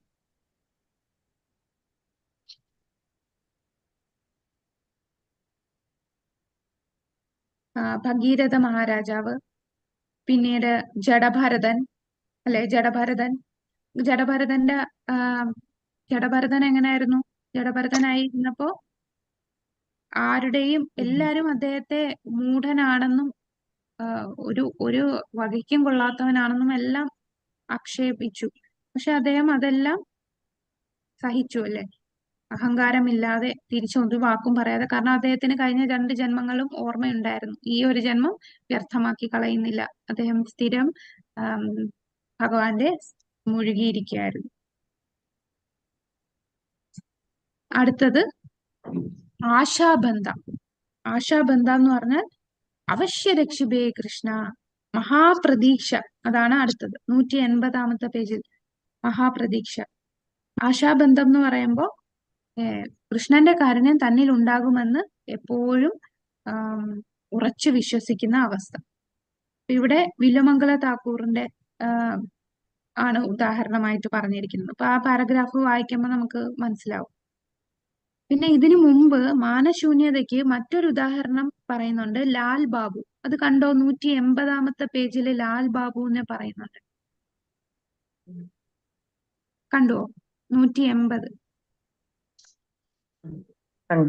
അതൊന്ന് വായിക്കാമോ ആ ഒരു പാരഗ്രാഫ്? ഈ അടുത്ത കാലത്ത് പോലും 200 വർഷം മുമ്പ്. ഈ അടുത്ത കാലത്ത് പോലും ഏതാണ്ട് 200 വർഷം മുമ്പ് കൽക്കത്തയിൽ ലാൽ ബാബു എന്നു പേരുള്ള ഒരു മഹാജന്മി വൈഷ്ണവനായി മാറി വൃന്ദാവനത്തിൽ വസിച്ചിരുന്നു. അദ്ദേഹം രാഷ്ട്രീയ വിരോധികളുടെ വീടുകൾ ഉൾപ്പെടെ വീടാന്തരം കയറി ഭിക്ഷ യാചിച്ചിരുന്നു. ഭിക്ഷയാചിക്കലിൽ അവഹേളനം സഹിക്കൽ കൂടി ഉൾപ്പെടുന്നുണ്ട്. അത് സ്വാഭാവികമാണ്. എന്നാൽ കൃഷ്ണനെ പ്രതി ഈ അവഹേളനം സഹിച്ചേ പറ്റൂ. കൃഷ്ണ സേവനത്തിൽ കൃഷ്ണ ഭക്തൻ ഏതവസ്ഥയും സ്വീകരിക്കാൻ തയ്യാറാവണം. ഹരേ കൃഷ്ണ. ഹരേ കൃഷ്ണ മാതാജി. അപ്പൊ ഏതവസ്ഥയിലും ആരെ അവഹേളിച്ചാലും അതെല്ലാം സഹിക്കുന്നു, അഹങ്കാരമില്ലാതെ ഇരിക്കുന്നു. അതാണ് മാന്യശൂന്യത. പിന്നെ ആശാബന്ധ നമ്മൾ പറഞ്ഞു, വില്യമംഗല ഠാക്കൂറിന്റെ കാര്യം. ഏത് അവസ്ഥയിലായാലും തീർച്ചയായിട്ടും ഭഗവാൻ എന്നെ സംരക്ഷിക്കും എന്നുള്ള അവിശ്വാസം. അടുത്തത് എന്താണ്? സമുത്ഖണ്ഡ. സമുത്ഖണ്ഡ എന്ന് പറഞ്ഞാൽ സമുത്കണ്ഠ എന്ന് പറഞ്ഞാൽ തീവ്രമായ ഔത്സുക്യം, ആഗ്രഹിച്ച വസ്തു നേടാനുള്ള തീവ്രമായ ഔത്സുക്യം. ആഗ്രഹിച്ച വസ്തു എന്ന് പറഞ്ഞാൽ എന്താ? ഭൗതികമായ വസ്തുവല്ല, കൃഷ്ണപ്രേമം. ആ പ്രേമത്തിലെത്താനുള്ള ഉത്സാഹമാണ് സമുത്കണ്ഠ. അതാണ് അഭീഷ്ട വിജയം നേടാനുള്ള. അത് 181 പേജില് അഭീഷ്ട വിജയം നേടാനുള്ള ഔത്സുക്യം. കണ്ടോ? അവിടെ പറയുന്നു. മഹാപ്രതീക്ഷ പറഞ്ഞ മഹാപ്രതീക്ഷ അതാണ് ആശാബന്ധ. പ്രതീക്ഷ, കൃഷ്ണന്റെ കാരുണ്യം തന്നിൽ ഉണ്ടാകുമെന്നുള്ള എപ്പോഴും ഉള്ള വിശ്വാസം, അതാണ് ആശാബന്ധ. സമുത്കണ്ഠ എന്ന് പറഞ്ഞാൽ ഇതിനകത്ത് പറയുന്നുണ്ട്, ഭക്തി സേവനത്തിന്റെ വിജയം നേടാൻ വേണ്ടത്ര ഔത്സുക്യം കാണിക്കുമ്പോൾ ആ ഔത്സുക്യത്തെ സമുത്കണ്ഠ എന്ന് വിളിക്കുന്നു, തികഞ്ഞ ഔത്സുക്യം. അപ്പൊ കൃഷ്ണപ്രേമം എത്താനുള്ള ഇത് കൃഷ്ണ കർണാമൃതത്തില്, അവിടെയും വില്യമംഗല ഠാക്കൂറിന്റെ കൃഷ്ണ കർണാമൃതത്തില് ഉത്കണ്ഠ ഭംഗിയായി വെളിപ്പെടുത്തുന്നു. അദ്ദേഹം പറയുന്നു, അതൊന്ന് വായിക്കാമോ? മഷി അണിഞ്ഞ, കണ്ടോ ആ പാരഗ്രാഫില് കോട്സിലുള്ള മഷി അണിഞ്ഞ പോലെ കറുത്ത പുരികങ്ങൾ. മഷി അണിഞ്ഞ പോലെ കറുത്ത പുരികങ്ങൾ, വിടർന്ന താമരയിതൾ പോലെയുള്ള കണ്ണുകൾ, ഭക്തരുടെ നേരെ കാരുണ്യാമൃതം പൊഴിക്കുന്ന കണ്ണുകൾ എന്നിവയോടുകൂടിയ പ്രപഞ്ചത്തെ മുഴുവൻ വശീകരിക്കുന്ന വൃന്ദാവനത്തിലെ ആ കോമള ബാലനെ കാണാൻ ഞാൻ ഉത്കണ്ഠയോടെ കാത്തിരിക്കുകയാണ്. സദാ ആർദ്രമാണ് ആ കണ്ണുകൾ. ആ ചുണ്ടുകൾക്ക് താമ്രവർണ്ണമാണ്. ആ ചുണ്ടുകളിൽ നിന്നുണ്ടാകുന്ന കമ്പനങ്ങൾ ആളുകളെ മതയാനയേക്കാൾ മത്തരാക്കുന്നു. അവനെ വൃന്ദാവനത്തിൽ കാണാൻ ഞാൻ ഏറെ കൊതിക്കുന്നു. ഹരേ കൃഷ്ണ മാതാജി. ഹരേ കൃഷ്ണ മാതാജി. അപ്പൊ അത് സമുത്കണ്ഠ. അപ്പൊ തീവ്രമായിട്ടുള്ള ആഗ്രഹം, ഭഗവാനെ കാണാനുള്ള തീവ്ര ആഗ്രഹമാണ് അവിടെ പറയുന്നത്. ഇനി അടുത്തത് നാമഗണേ സദാരുചി. അതാണ് തിരുനാമങ്ങൾ ഉരുവിടാനുള്ള അഭിനിവേശം, ഭഗവാന്റെ നാമം നിരന്തരം ജപിക്കാനുള്ള അഭിനിവേശം. ഇതും കൃഷ്ണ കർണാമൃതത്തിൽ പറയുന്നു. രാധയുടെ കൂട്ടുകാരികളിൽ ഒരാൾ പറയുന്നു, ഭഗവാൻ ഗോവിന്ദ, വൃഷഭാനുവിന്റെ മകളായ ആ കൊച്ചു പെണ്ണ് കണ്ണീർ പൊഴിച്ചുകൊണ്ട് ഉത്കണ്ഠയോടെ അങ്ങയുടെ തിരുനാമം ഉരുവിടുകയാണ്. കൃഷ്ണ കൃഷ്ണ എന്ന് പറയും. ഇനി അടുത്തത് ആസക്തിസ്തത് ഗുണാഖ്യാനെ, ഭഗവത് സർവാതിശായിയായ ഗുണഗണങ്ങളെ വർണ്ണിക്കാൻ ഉത്സാഹം. അതാണ് അടുത്തത് 182 പേജിൽ ഭഗവാന്റെ സർവാതിശായിയായ ഗുണഗണങ്ങളെ വർണ്ണിക്കാനുള്ള ഉത്കണ്ഠ. അത് വേറെ ആരെങ്കിലും ഒന്ന് വായിക്കാമോ? ഭഗവാൻ വായിച്ചു. ഭഗവാന്റെ മാഹാത്മ്യങ്ങളെ പ്രകീർത്തിക്കാനുള്ള അത്യാസക്തിയെ കുറിച്ചും കൃഷ്ണകർണാമൃതത്തിൽ പറയുന്നുണ്ട്. എല്ലാ സുഖസങ്കല്പങ്ങൾക്കും ഉപരി സുഖം തരുന്ന കുസൃതികളിൽ വെച്ച് കുസൃതിയായ കൃഷ്ണനു വേണ്ടി ഞാൻ എന്താണ് ചെയ്യേണ്ടത്? കൃഷ്ണന്റെ കമനീയമായ കർമ്മങ്ങളെ കുറിച്ചുള്ള ചിന്ത പോലും എന്റെ ഹൃദയത്തെ ആകർഷിക്കുന്നു. എന്ത് ചെയ്യണമെന്ന് എനിക്കറിഞ്ഞുകൂടാ. ഹരേ കൃഷ്ണ. അപ്പൊ ഭഗവാന്റെ ലീലകളെയും കർമ്മങ്ങളെയും ഒക്കെ ചിന്തിക്കാനുള്ള എപ്പോഴും ചിന്തിച്ചുകൊണ്ടിരിക്കുന്നു. അടുത്തത് അവസാനത്തത് പ്രീതി തത് വസതി സ്ഥലേ. ഇതാണ് അടുത്തത്. അതായത് ഭഗവാന്റെ ധാമത്തില് വസിക്കാനുള്ള ആകർഷണം, ആ കൃഷ്ണന്റെ ലീലാവിലാസങ്ങളിൽ ഉള്ളിടത്ത് വസിക്കാനുള്ള ആകർഷണം. അതായത് വൃന്ദാവനം, ദ്വാരക, മധുര, മായാപൂർ. ഇപ്പൊ ഇവിടെ കൃഷ്ണനെ കുറിച്ചാണ് പറയുന്നത്. എന്നാലും ധാമില് വസിക്കാനുള്ള അതിയായ ആഗ്രഹം. ഇപ്പൊ രൂപഗോസ്വാമി ഇതിനെക്കുറിച്ച് പറയുന്നുണ്ട്. ഇപ്പൊ ഭഗവാൻ കൃഷ്ണന്റെ ഉത്തമ ഭക്തൻ മധുരയിലോ വൃന്ദാവനത്തിലോ താമസിച്ചുകൊണ്ട് ഭഗവാന്റെ ലീലാവിലാസങ്ങൾ നടന്ന പ്രദേശങ്ങളെല്ലാം സന്ദർശിക്കുന്നു. ഭഗവാന്റെ പാദസ്പർശങ്ങളേറ്റ സ്ഥലങ്ങൾ മുഴുവൻ പ്രദക്ഷിണം ചെയ്യുന്ന സമ്പ്രദായം ഇന്നും കൃഷ്ണഭക്തന്മാരിൽ ഉടയുള്ളതുണ്ട്. നമ്മൾ ഇടയ്ക്കിടയ്ക്ക് ധാമ വസിക്കുമ്പോൾ, ധാമ സന്ദർശിക്കുന്നത് നമ്മളുടെ ഉള്ളിൽ ആ ഒരു പ്രേമം വളർത്താൻ ഈ ധാമ സന്ദർശനവും നമ്മളെ സഹായിക്കും എന്ന് പറയും. ഭഗവാനുള്ള ആസക്തി വരാനും കാരണം ഭഗവാന്റെ ലീലകൾ നടന്ന സ്ഥലമാണ്. അപ്പൊ ഭാവഭക്തിയിലുള്ള വ്യക്തിക്ക് അവിടെ വസിക്കാനുള്ള അതിയായിട്ടുള്ള ആഗ്രഹം ഉണ്ടാകും. അപ്പൊ ഇതാണ് നമ്മള് ഈ ഹർഷോന്മാദ പ്രേമത്തിന്റെ ഗുണങ്ങളെ കുറിച്ച് പറഞ്ഞിരിക്കുന്നത്, ഈ 9 കാര്യങ്ങൾ. ഇനി അടുത്തത് ഈ ഇതിൽ പറഞ്ഞിരിക്കുന്നത് പ്രാരംഭ ഭക്തര്. ഇപ്പൊ പറഞ്ഞ ഈ 9 കാര്യങ്ങള് ഒരു ഭാവഭക്തിയിലുള്ള വ്യക്തിക്കാണ് കാണുന്നത്. എന്നാൽ ചിലപ്പോൾ കനിഷ്ഠ അധികാരികളില് ഇതിന്റെ ഒരു പ്രതിബിംബം, ഒരു റിഫ്ലക്ഷൻ അവരുടെ ഉള്ളിലും പ്രകടമാക്കാറുണ്ട്. അപ്പൊ അത് ശരിക്കും സാധ്യമാണോ? ഇങ്ങനെ ഈ ഭാവഭക്തിയിലുള്ളത് അത് ശരിക്കുള്ള ഭക്തിയാണോ? അപ്പൊ അത് നമ്മൾ ശ്രദ്ധിക്കണം. പ്രാരംഭ ഭക്തരിൽ ഇതൊക്കെ കാണിക്കുമ്പോൾ നമ്മൾ ഒന്നും അറിയാത്തവർ വിചാരിക്കും ഇവരെന്ത് വലിയ ഭക്തരാണെന്ന്. പക്ഷെ അത് അവരിലുള്ള ഒരു ചെറിയ റിഫ്ലക്ഷൻ മാത്രമാണ്. അതിന് പ്രതിബിംബം അല്ലെങ്കിൽ ഛായ എന്ന പേരിലാണ് അതിനെ പറയുന്നത്. ആത്മാർത്ഥതയുള്ള ഒരു ഭക്തൻ ഭാവം പ്രകടിപ്പിക്കുന്നില്ലെങ്കിൽ ഭക്തരല്ലാത്തവർക്ക് എങ്ങനെ കഴിയും? അതുകൊണ്ട് അവർ ഭാവത്തിന്റെ പ്രതിബിംബം മാത്രമാണ് കാണിക്കുന്നത്. നമ്മളിപ്പം കാണുമല്ലേ, ഭഗവാനെ കാണുമ്പോൾ കണ്ണീര് പൊഴിക്കുകയും വിഗ്രഹത്തെ കാണുമ്പോൾ പക്ഷെ അവര് അതിനുശേഷം ഈ സാധനയൊന്നും ചെയ്യില്ല, ഈ നിഷ്ഠകളൊന്നും ചെയ്യാതെ പിന്നീട് ഭഗവാന്റെ ക്ഷേത്രത്തിൽ പോകുമ്പോൾ മാത്രം ഭഗവാനെ കണ്ട് കണ്ണീര് പൊഴിക്കും. അല്ലാത്തപ്പോഴൊന്നും ഒരു ഭാവവും കാണില്ല. ആ കണ്ണീര് പൊഴിക്കുന്നത് തന്നെ ചിലപ്പോ ഭൗതികമായിട്ടുള്ള കാര്യങ്ങൾ ഓർത്തായിരിക്കും. അല്ലെങ്കിൽ ഭഗവാനെ ഒന്ന് കണ്ടപ്പോൾ തന്നെ അവരുടെ ഉള്ളിലൊരു വികാരം തോന്നി കണ്ണീര് പൊഴിക്കും. അപ്പൊ ഇതൊന്നും നമ്മൾ ഭാവഭക്തിയുള്ളവരാണെന്ന് തെറ്റിദ്ധരിക്കല്ലേ. ഇതൊക്കെ അതൊരു പ്രതിബിംബം മാത്രമാണ് എന്ന് ഇവിടെ വിശദീകരിക്കുന്നുണ്ട്. അപ്പൊ രതിഭാവ തരങ്ങൾ 2 വിധമുണ്ട്. പ്രതിബിംബമുണ്ട്, പിന്നെ ഛായ. പ്രതിബിംബം എന്ന് പറഞ്ഞാൽ ആ വ്യക്തിക്ക് ഉദ്ദേശം വേറെ ആയിരിക്കും. ഉദ്ദേശം എന്ന് പറഞ്ഞാൽ എനിക്കും ഭഗവാനായി മാറണം എന്നുള്ള ഉദ്ദേശത്തോടു കൂടി തീവ്രമായി പരിശീലനം ചെയ്യുന്ന ആൾക്കാർ കാണും. നമ്മുടെ ഈ മായാവാദികൾ അവര് ക്ഷേത്രത്തിലൊക്കെ പോവും, പക്ഷെ അവരുടെ കഠിന തപശ്ചര്യയൊക്കെ കാണുമ്പോൾ വിചാരിക്കും എത്ര വലിയ ഭക്തിയാണെന്ന്. പക്ഷെ അവരുടെ ഉദ്ദേശം എന്താണ്? ഭഗവാനായി മാറണം എന്നുള്ള ചിന്തയാണ്. ലയിച്ച് ഞാനും ഭഗവാനും ഒന്നായി മാറും എന്നുള്ള ചിന്തയാണ്. അപ്പൊ വ്യക്തിക്ക് ദുഷിച്ച ഉദ്ദേശമുണ്ട്, എന്നാൽ തീവ്രമായ പരിശീലനം ചെയ്യുന്നു.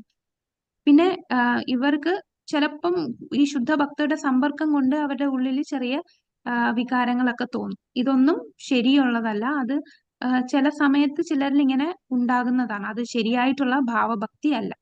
പിന്നീട് ഛായയെ കുറിച്ച് പറയും. ഛായ എന്ന് പറഞ്ഞാൽ ജിജ്ഞാസയിൽ നിന്ന് വ്യക്തിക്ക് നടപ്പിലാക്കുന്നതാണ്. അല്ലെങ്കിൽ ലക്ഷ്യവുമായി താരതമ്യം ചെയ്യുമ്പോൾ തീവ്രത കുറവാണ്, പക്ഷെ ഉദ്ദേശം. ഛായ എന്ന് പറയുമ്പോൾ അവരുടെ ഉദ്ദേശം നല്ലതാണ്. അവർക്ക് അങ്ങനെ ഭഗവാനായി മാറണം എന്നുള്ള ആഗ്രഹമൊന്നുമില്ല. ഭഗവാനോടുള്ള ഭക്തിയൊക്കെ അവർക്ക് ഉണ്ട്. പക്ഷെ ഭാവത്തിന്റെ അത്രയും ഇല്ലെങ്കിലും, അത്രയും തീവ്രത ഇല്ലെങ്കിലും അവർക്ക് ചെറുതായിട്ടൊക്കെ ഈ ഇപ്പൊ ധാമിലൊക്കെ പോകുമ്പോൾ നമുക്ക് ചില വികാരങ്ങൾ, നമുക്ക് പരമമായ ഒരു ആനന്ദം നമുക്ക് തോന്നും. പിന്നെ നമുക്ക് ഇങ്ങോട്ട് വരാൻ തോന്നില്ല. അവിടെ ആയിരുന്നപ്പോൾ എത്ര നല്ലതായിരുന്നു കൂടുതൽ. കാരണം ഭക്തരുടെ സംഘവും അവിടെ നമ്മൾ നാമജപവും ഭഗവാന്റെ ലീലകൾ നടന്ന സ്ഥലവും നമ്മൾക്ക് ആ സത്സംഗം കിട്ടുകയും ഭഗവാനെ കുറിച്ച് കേൾക്കുകയും നാമം ജപിക്കുകയൊക്കെ ചെയ്യുമ്പോൾ നമുക്കൊരു ആനന്ദം ലഭിക്കും. ആ ആനന്ദം ഭാവത്തിന്റെ ഒരു ചെറിയ തരി മാത്രമാണ്. ആ ഭാവം ഒരിക്കലും പൂർണ്ണമാകുന്ന അവസ്ഥയല്ല. പ്രത്യേകിച്ച് കീർത്തനത്തിൽ, ധാമ സന്ദർശിക്കുമ്പോൾ, ഉത്സവത്തിൽ പങ്കെടുക്കുമ്പോൾ, ഇടയ്ക്കിടെ ഭക്തരുടെ കൂട്ടായ്മ കിട്ടുമ്പോഴൊക്കെ ഇങ്ങനെ ചെറിയ ഭാവങ്ങൾ നമ്മളുടെ ഉള്ളിൽ വരും. അത് പ്രാരംഭ ഭക്തരിൽ കാണുന്ന ഭാവമാണ് പ്രതിബിംബം, ഛായ. പ്രതിബിംബം എന്ന് പറഞ്ഞാൽ ദുഷിച്ച ചിന്തയോ ഉദ്ദേശത്തോടു കൂടിയായിരിക്കും. പക്ഷെ ഛായ എന്ന് പറഞ്ഞാൽ അവർക്ക് ദുഷിച്ച ഉദ്ദേശമൊന്നും കാണില്ല. എന്നാൽ ഭക്തരുടെ സംഘം കൊണ്ട് ഇവർക്ക് ഇങ്ങനെയൊക്കെ ഭാവം വരും. അപ്പൊ ഇങ്ങനെയൊക്കെ ചെറിയ ചെറിയ ഈ റിഫ്ലക്ഷൻ നമ്മുടെ ഉള്ളിൽ വരാൻ കാരണം അതൊരു ഭക്തന്റെ ശക്തി കൊണ്ടാണ്. ഭക്തന്റെ കാരുണ്യം കൊണ്ട്, ആ ശക്തി കൊണ്ട് നമുക്ക് ആ ഒരു അവരുടെ ഉള്ളിലുള്ള ആ ഭക്തിയുടെ ചെറിയൊരു അംശം നമ്മളിലേക്ക് പകർന്നു വരുന്നതാണ്. രഥ്യാഭാസത്തിന്റെ യഥാർത്ഥ ഭാവമായി മാറ്റും. അപ്പൊ എങ്ങനെ നമുക്ക് ഈ ചെറുതായിട്ടുള്ള ഈ ഭാവത്തിനെ യഥാർത്ഥത്തിലുള്ള ഭാവമാക്കി മാറ്റാൻ സാധിക്കും? അത് ഗുരുവിന്റെ സേവനം കൊണ്ട്. അങ്ങനെ ഗുരുവിന്റെ കാരുണ്യം ലഭിച്ചാലേ നമുക്കത് കിട്ടും. നമ്മൾ ഗുരു അപരാധം ചെയ്യുക, വൈഷ്ണവ അപരാധം ചെയ്താൽ ഈ ചെറുതായിട്ട് തോന്നിയ ആനന്ദം പോലും നമ്മളുടെ ഉള്ളിൽ നിന്ന് ഇല്ലാതായി പോകും. യഥാർത്ഥമോ സങ്കല്പമോ ആയ ആസക്തി എല്ലാം അപ്രത്യക്ഷമാവുകയും ക്ഷയിക്കുകയും ചെയ്യും. അപ്പൊ ഗുരുവിന്റെ കാരുണ്യം ഉണ്ടെങ്കിൽ നമുക്ക് ഈ ചെറുതായിട്ട് കിട്ടിയ റിഫ്ലക്ഷൻ അതിനെ വലുതാക്കി ഭാവത്തിലേക്ക് എത്തിക്കാൻ സാധിക്കും. ഗുരുവിന്റെ നിർദ്ദേശപ്രകാരം നമ്മൾ സാധന ചെയ്താൽ മതി. എന്നാൽ ഗുരുവിനെ നിന്ദിക്കുകയും വൈഷ്ണവ അപരാധവും ചെയ്താൽ ഈ ചെറുതായിട്ട് തോന്നിയത് പോലും ഇല്ലാതായി പോകും. ഭഗവാനുമായി ഐക്യം പ്രാപിച്ചിരിക്കുന്നു എന്ന ഭാവമാണ് ഏറ്റവും വലിയ നിന്ദ. അപ്പൊ മായാവാദികളുടെ, അവ്യക്തിവാദവാദികളുടെ ഭാവം ഏറ്റവും വലിയ നിന്ദ. അപ്രതീക്ഷിതമായ ലക്ഷണങ്ങൾ യഥാർത്ഥമാണ്. നിയാമക തത്വങ്ങൾ ഒന്നിനും വിധേയമാക്കാതെ, അനുഷ്ഠാനങ്ങൾ ഒന്നും കൂടാതെ തന്നെ ഏറ്റവും ശ്രേഷ്ഠമായ ഭക്തി വികസിപ്പിച്ചു കഴിഞ്ഞിട്ടുള്ളവർ ഈ നിലയിൽ, അതായത് ചിലപ്പോൾ നമ്മൾ കാണാറുണ്ട് ചില വ്യക്തികള് നിയമങ്ങളൊന്നും പാലിച്ചിട്ടുണ്ടാവില്ല, പക്ഷെ പെട്ടെന്ന് അവര് ഭാവഭക്തിയിലൊക്കെ കേറിപ്പോകും. നമ്മുടെ കൂട്ടത്തിൽ തന്നെ ഭക്തന്മാരെ കാണാം. ചില ഭക്തന്മാര് കേറിയിട്ട് വളരെ കുറച്ച് നമ്മളൊക്കെ ഭക്തിയിൽ വന്ന് കുറെ വർഷങ്ങൾക്ക് ശേഷമായിരിക്കും ആ ഭക്തൻ ഭക്തിയിൽ വരുന്നത്. പക്ഷെ പെട്ടെന്ന് തന്നെ നമ്മളെക്കാൾ ഉയർന്ന ഭക്തിയിലേക്ക് ആ ഭക്തൻ കേറിപ്പോകുന്നത് നമുക്ക് കാണാൻ സാധിക്കും. അതിനുള്ള കാരണം എന്താണ്? അവര് നമ്മുടെ അത്രയും സാധനയൊന്നും ചെയ്യാതെ തന്നെ പെട്ടെന്ന് കേറിപ്പോയി. കാരണം പൂർവ്വജന്മത്തിൽ നേടിയത്. പൂർവ്വജന്മത്തിൽ അവര് ചെയ്തതിന്റെ ബാക്കിയാണ് ഇത്. പൂർവ്വജന്മത്തിൽ നേടിയെടുത്തതാണ് അതിന് കാരണം. അവര് നിയാമക തത്വങ്ങൾക്ക് വിധേയനാകാതെ തന്നെ ഭക്തി വികസിപ്പിച്ചു കഴിഞ്ഞു. അപ്പോ കഴിഞ്ഞ ജന്മം അവരെന്തോ ഒരു അപരാധം ചെയ്തത് കൊണ്ട് അതവിടെ സ്റ്റക്കായി പോയതാണ്. നിന്ദ കാരണം താൽക്കാലികമായിട്ട് നിന്നു പോയതാണ്. പിന്നെ അവർക്ക് എന്താണ്? വീണ്ടും ഒരു അവസരം കൊടുക്കുകയാണ്. ഇപ്പോ രണ്ടാമതൊരു അവസരമാണ്, അടുത്ത ജന്മം അവർക്ക് കിട്ടി. അപ്പോ ശുദ്ധ ഭക്തരുടെ സമ്പർക്കം കൊണ്ട് ഭക്തി ഉപാസനയിൽ സ്ഥിരമായി പുരോഗതി പ്രാപിക്കാൻ കഴിയുകയുള്ളൂ. അപ്പൊ നമുക്ക് ഈ ജന്മം ഇപ്പം വീണ്ടും അവസരം കിട്ടി. അതാണ് നമ്മൾ പറയുന്നത്, ഭക്തി ഒരിക്കലും നഷ്ടപ്പെടില്ല. നമ്മൾ ഈ ജന്മം ഒരു 10% ചെയ്താൽ അടുത്ത ജന്മം അതിന്റെ ബാക്കി നമുക്ക് ചെയ്താൽ മതി. അതാണ് പെട്ടെന്ന് ചിലർ കയറി പോകും. പെട്ടെന്നായിരിക്കും അവർ 16 മാലയിൽ വരിക. ചിലരൊക്കെ ഒരുപാട് വർഷം ജപിച്ചായിരിക്കും 16 മാലയിൽ വരിക. ചിലര് ഒറ്റയടിക്ക് 16 മാലയിൽ വരും. ഈ പറയുന്ന എല്ലാ നിയമങ്ങളൊക്കെ പെട്ടെന്ന് തന്നെ അവരുടെ ജീവിതത്തിൽ ഇത് പ്രാവർത്തികമാക്കും. അതൊക്കെ പൂർവ്വജന്മത്തിൽ തേടിയതിന്റെ ഉണ്ട്. കഴിഞ്ഞ ജന്മം അത് അപ്പൊ ശുദ്ധ ഭക്തരുടെ സമ്പർക്കം കൊണ്ട് അതിനെ മുന്നോട്ട് കൊണ്ടുപോകാം. ഇനി നമ്മൾ വീണ്ടും അപരാധം ചെയ്താൽ വീണ്ടും അത് നിന്നു പോകും. ഗുരുസേവ. ശിഷ്യനും ആത്മീയ ഗുരുവും ഒരിക്കലും വേർതിരിക്കപ്പെടുന്നില്ല. കാരണം ശിഷ്യൻ ആത്മീയ ഗുരുവിന്റെ നിർദ്ദേശങ്ങൾ കർശനമായി പാലിക്കുന്നിടത്തോളം ആത്മീയ ഗുരു എപ്പോഴും ശിഷ്യനുമായി സഹവസിക്കുന്നു. അപ്പൊ ഗുരുവിനെ സേവിക്കുന്ന 2 രീതിയിലുണ്ട്. ഏതൊക്കെയാണ്? വാണി സേവ, വാപ്പു സേവ. വാപ്പു സേവ എന്ന് പറഞ്ഞാൽ എന്താണ്? നേരിട്ടിട്ട്, ഗുരുവിനെ നേരിട്ടിട്ട് ശാരീരികമായിട്ട് നേരിട്ട് നിന്ന് സേവിക്കുന്നതാണ്. വാണി സേവ എന്ന് പറഞ്ഞാൽ നിർദ്ദേശങ്ങൾ പാലിക്കുന്നു. അപ്പൊ ഇങ്ങനെ 2 രീതിയിൽ സേവിക്കാം. ഭൗതിക ശരീരത്തെ സേവിക്കുന്നത് വാപ്പു സേവ, ഗുരുവിന്റെ നിർദ്ദേശങ്ങൾ പാലിക്കുന്നത് വാണി സേവ. അപ്പൊ ഇങ്ങനെ ഗുരുവിനെ സേവിച്ചാൽ തീർച്ചയായിട്ടും നമുക്ക് ഭക്തിയിൽ ഉയരാൻ സാധിക്കും. ഭാവഭക്തിയുടെ സ്ഥാനത്ത് വ്യക്തിക്ക് തെറ്റുകൾ ഉണ്ടായി. അപ്പം ഭാവഭക്തിയിലുള്ള വ്യക്തികൾക്ക് വീഴ്ച പറ്റിയാൽ അവരെ നമ്മൾ നിന്ദിക്കുകയോ അവഗണിക്കുകയോ ചെയ്യണോ? ഇല്ല. കാരണം അവർക്ക് തെറ്റ് പറ്റിയാലും തീർച്ചയായിട്ടും ഭഗവാൻ അവരെ തിരിച്ചു കൊണ്ടുവരും. അത് ഗുരുതരമല്ല. നമ്മള് അപിചേത്സു ദുരാചാരോ എന്ന ശ്ലോകം ഭഗവത്ഗീതയിൽ പഠിച്ചിട്ടില്ലേ? അതിലെന്താണ് പറയുന്നത്?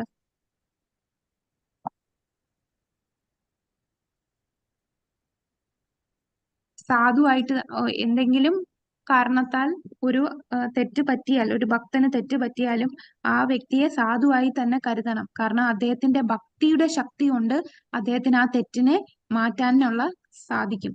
അതാണ് ഭാവഭക്തിയിലുള്ള വ്യക്തിക്ക് തെറ്റുണ്ടായാൽ. ഇപ്പൊ നമുക്കറിയാം, ഭരത മഹാരാജാവ് ഭാവഭക്തിയിലെത്തിയ വ്യക്തിയാണ്. എന്നിട്ടും അദ്ദേഹത്തിന് തെറ്റുപറ്റി. എന്താണ് തെറ്റ്? ഒരു മാനിൽ ആസക്തനായി. അങ്ങനെ അദ്ദേഹം ഭക്തിയിൽ നിന്ന് വീണുപോയി.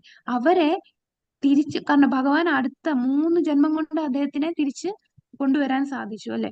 ആ ഒരു തെറ്റ് പറ്റിയെങ്കിലും ആ ഭാവഭക്തി ചെയ്തത് കൊണ്ട് മാനിന്റെ ശരീരത്തിലായിരുന്നിട്ട് പോലും ഭരത മഹാരാജാവിന് കഴിഞ്ഞ ജന്മം ഓർമ്മയുണ്ടായിരുന്നു. അതുകൊണ്ട് തന്നെ ആ മാൻ അമ്മയായിട്ടുള്ള മാനിനെ ഉപേക്ഷിച്ച് ആശ്രമത്തിലെ പരിസരത്തായിരുന്നു താമസിച്ചിരുന്നത്. അതുകൊണ്ട് തന്നെ അവിടുത്തെ പ്രസാദമൊക്കെ കഴിച്ച് അവിടെ നിന്ന് ആ ജീവിതം കഴിച്ചുകൂട്ടി. പിന്നീട് അടുത്ത ജന്മം കിട്ടിയപ്പോഴും അദ്ദേഹത്തിന് ഓർമ്മയുണ്ടായിരുന്നു. അതുകൊണ്ട് ഒരു നിമിഷം പോലും വ്യർത്ഥമാക്കാതെ അദ്ദേഹം ഭക്തിയുത സേവനത്തിൽ മുഴുകിയിരിക്കുകയാണ്. അപ്പൊ ഭാവഭക്തിയിലുള്ള വ്യക്തിക്ക് തെറ്റ് പറ്റിയാൽ അത് ഗുരുതരമല്ല. കാരണം അദ്ദേഹത്തിന് അത്രയും ശക്തിയോടെ ഭക്തി ചെയ്തിട്ടുണ്ട്. അതുകൊണ്ട് അദ്ദേഹത്തിന്റെ തെറ്റുകളെ നമ്മൾ അവഗണിക്കുക. അവന്റെ ഭക്തിയുടെ ശക്തി കൊണ്ട് വേഗം പരിപൂർണതയിൽ എത്താൻ സാധിക്കും. നരസിംഹ പുരാണത്തിൽ പറയുന്നു. ഇങ്ങനെ അവർ അപരാധം ചെയ്താല് അതിന് ഉദാഹരണമായിട്ട് ഉപമ നരസിംഹ പുരാണത്തിൽ പറയുന്നത് പൂർണ്ണചന്ദ്രനിലുള്ള വസൂരി കുത്തുകൾ പോലെയാണ്. പൂർണ്ണചന്ദ്രങ്ങളിൽ ആ പാടുണ്ടെന്ന് പറഞ്ഞാൽ ചന്ദ്രന്റെ പ്രകാശത്തിന് തടസ്സം വരുന്നില്ല. അപ്പൊ ഭാവഭക്തിയിലുള്ള വ്യക്തി ചെറിയ തെറ്റ് ചെയ്തെന്ന് പറഞ്ഞ് ആ വ്യക്തിയുടെ ആ ഭക്തിക്ക് തടസ്സം വരുന്നില്ല. ആ വ്യക്തി തീർച്ചയായിട്ടും ആ ഭക്തി ശക്തി കൊണ്ട് തിരിച്ചു വരാൻ സാധിക്കും. അതാണ് അപിചേത് സുദുരാചാരോ ഭജതേ മാമനന്യഭാഗ് സാധുരേവ സമന്തവ്യ സമ്യക് വ്യവസ്ഥിതോഹിത. ഒരാൾ അത്യന്ത ഹീനമായ ഒരു ദുഷ്കർമ്മം ചെയ്താൽ പോലും ഭക്തിപൂർവ്വം ഭക്തിയുക്ത സേവനത്തിൽ ഏർപ്പെടുന്ന പക്ഷം അയാളുടെ സാധു എന്ന് കരുതണം. കാരണം തന്റെ ദൃഢവിശ്വാസത്തിൽ അദ്ദേഹം ശരിയായി വർത്തിക്കുന്നു. അപ്പൊ ഇത്രയും കാര്യങ്ങളാണ് 18-ാമത്തെ അധ്യായത്തില്.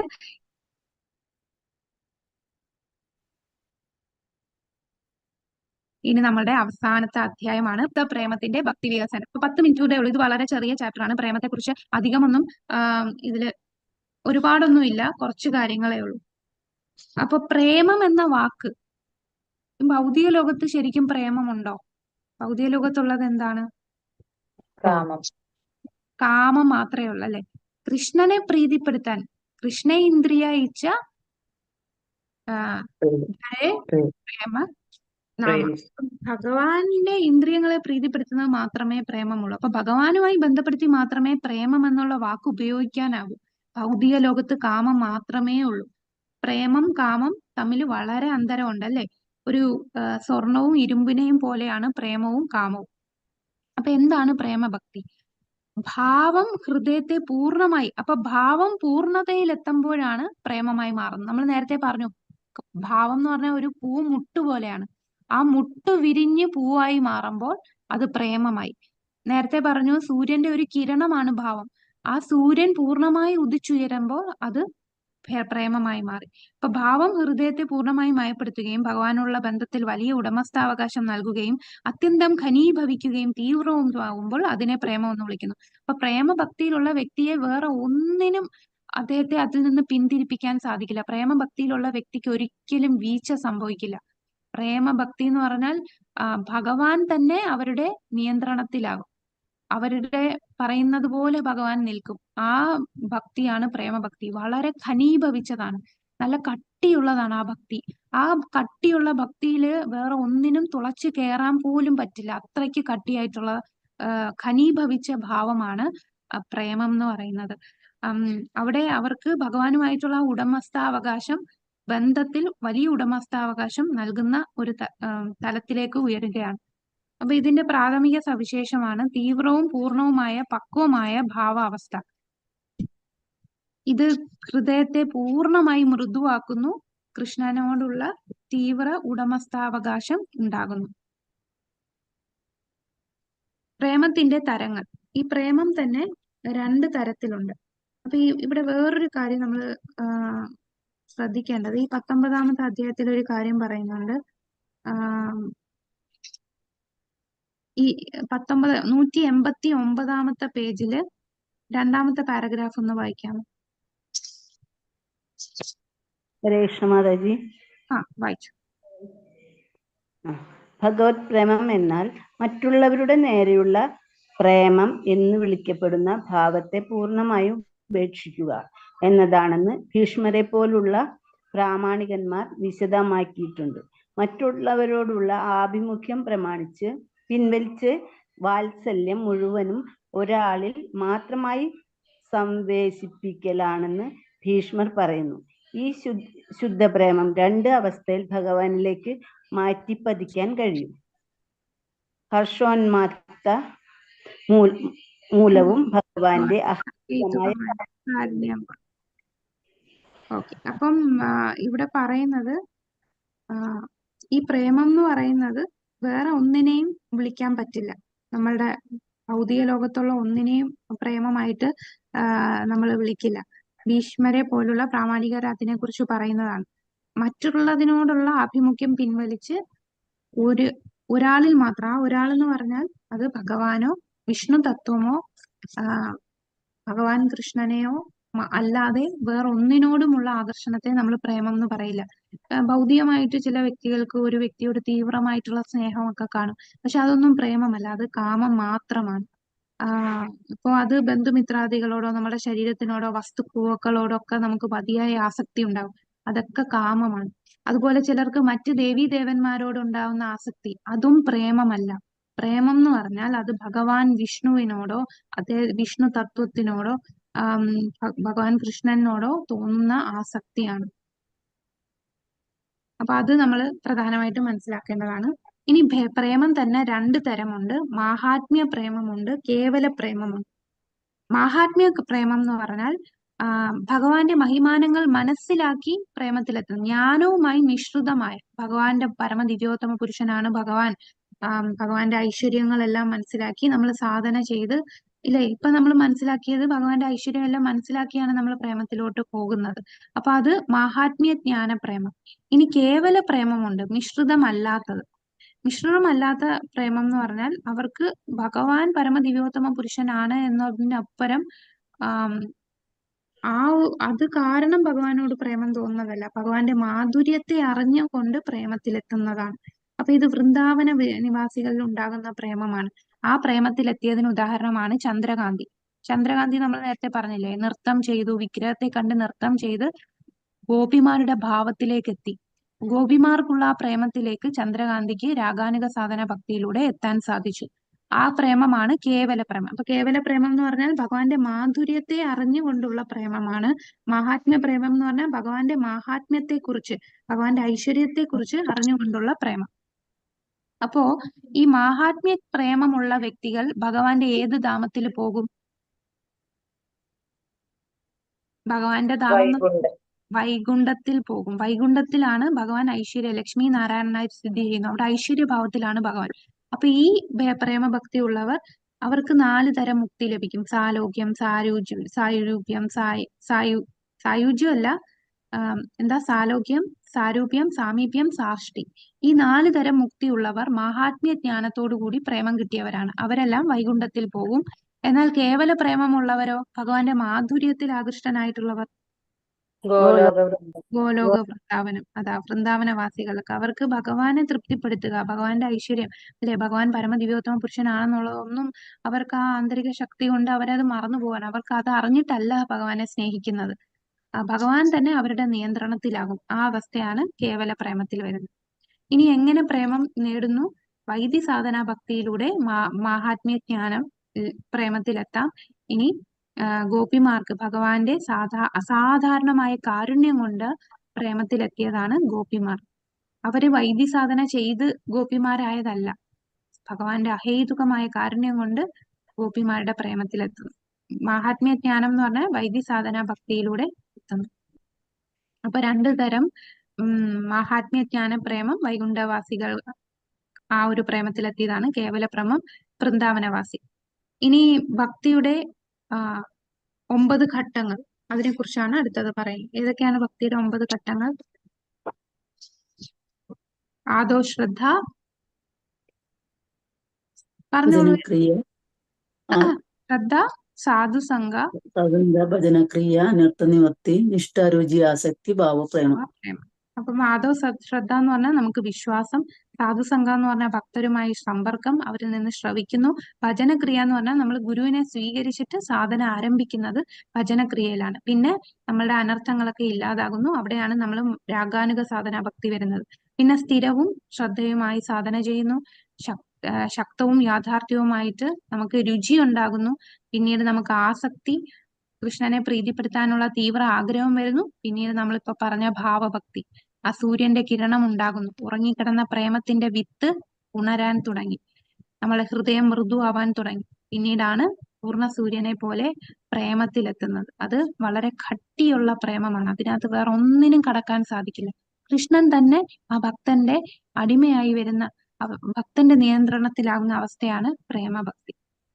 അപ്പൊ പ്രേമത്തിന്റെ നിഗൂഢ സ്വഭാവം. പ്രേമത്തിലുള്ള വ്യക്തി ചിലപ്പോൾ സന്തോഷവാനും അസന്തുഷ്ടനുമായിരിക്കും, ചിലപ്പോൾ ആന്തരികമായി പരമാനന്ദം അനുഭവിക്കുകയാണ്. പ്രേമഭക്തിയുടെ നിധിയെ വിലമതിക്കാൻ പ്രയാസമാണ്. ശിവൻ ഇത് പാർവതിയോട് പറയുന്നു.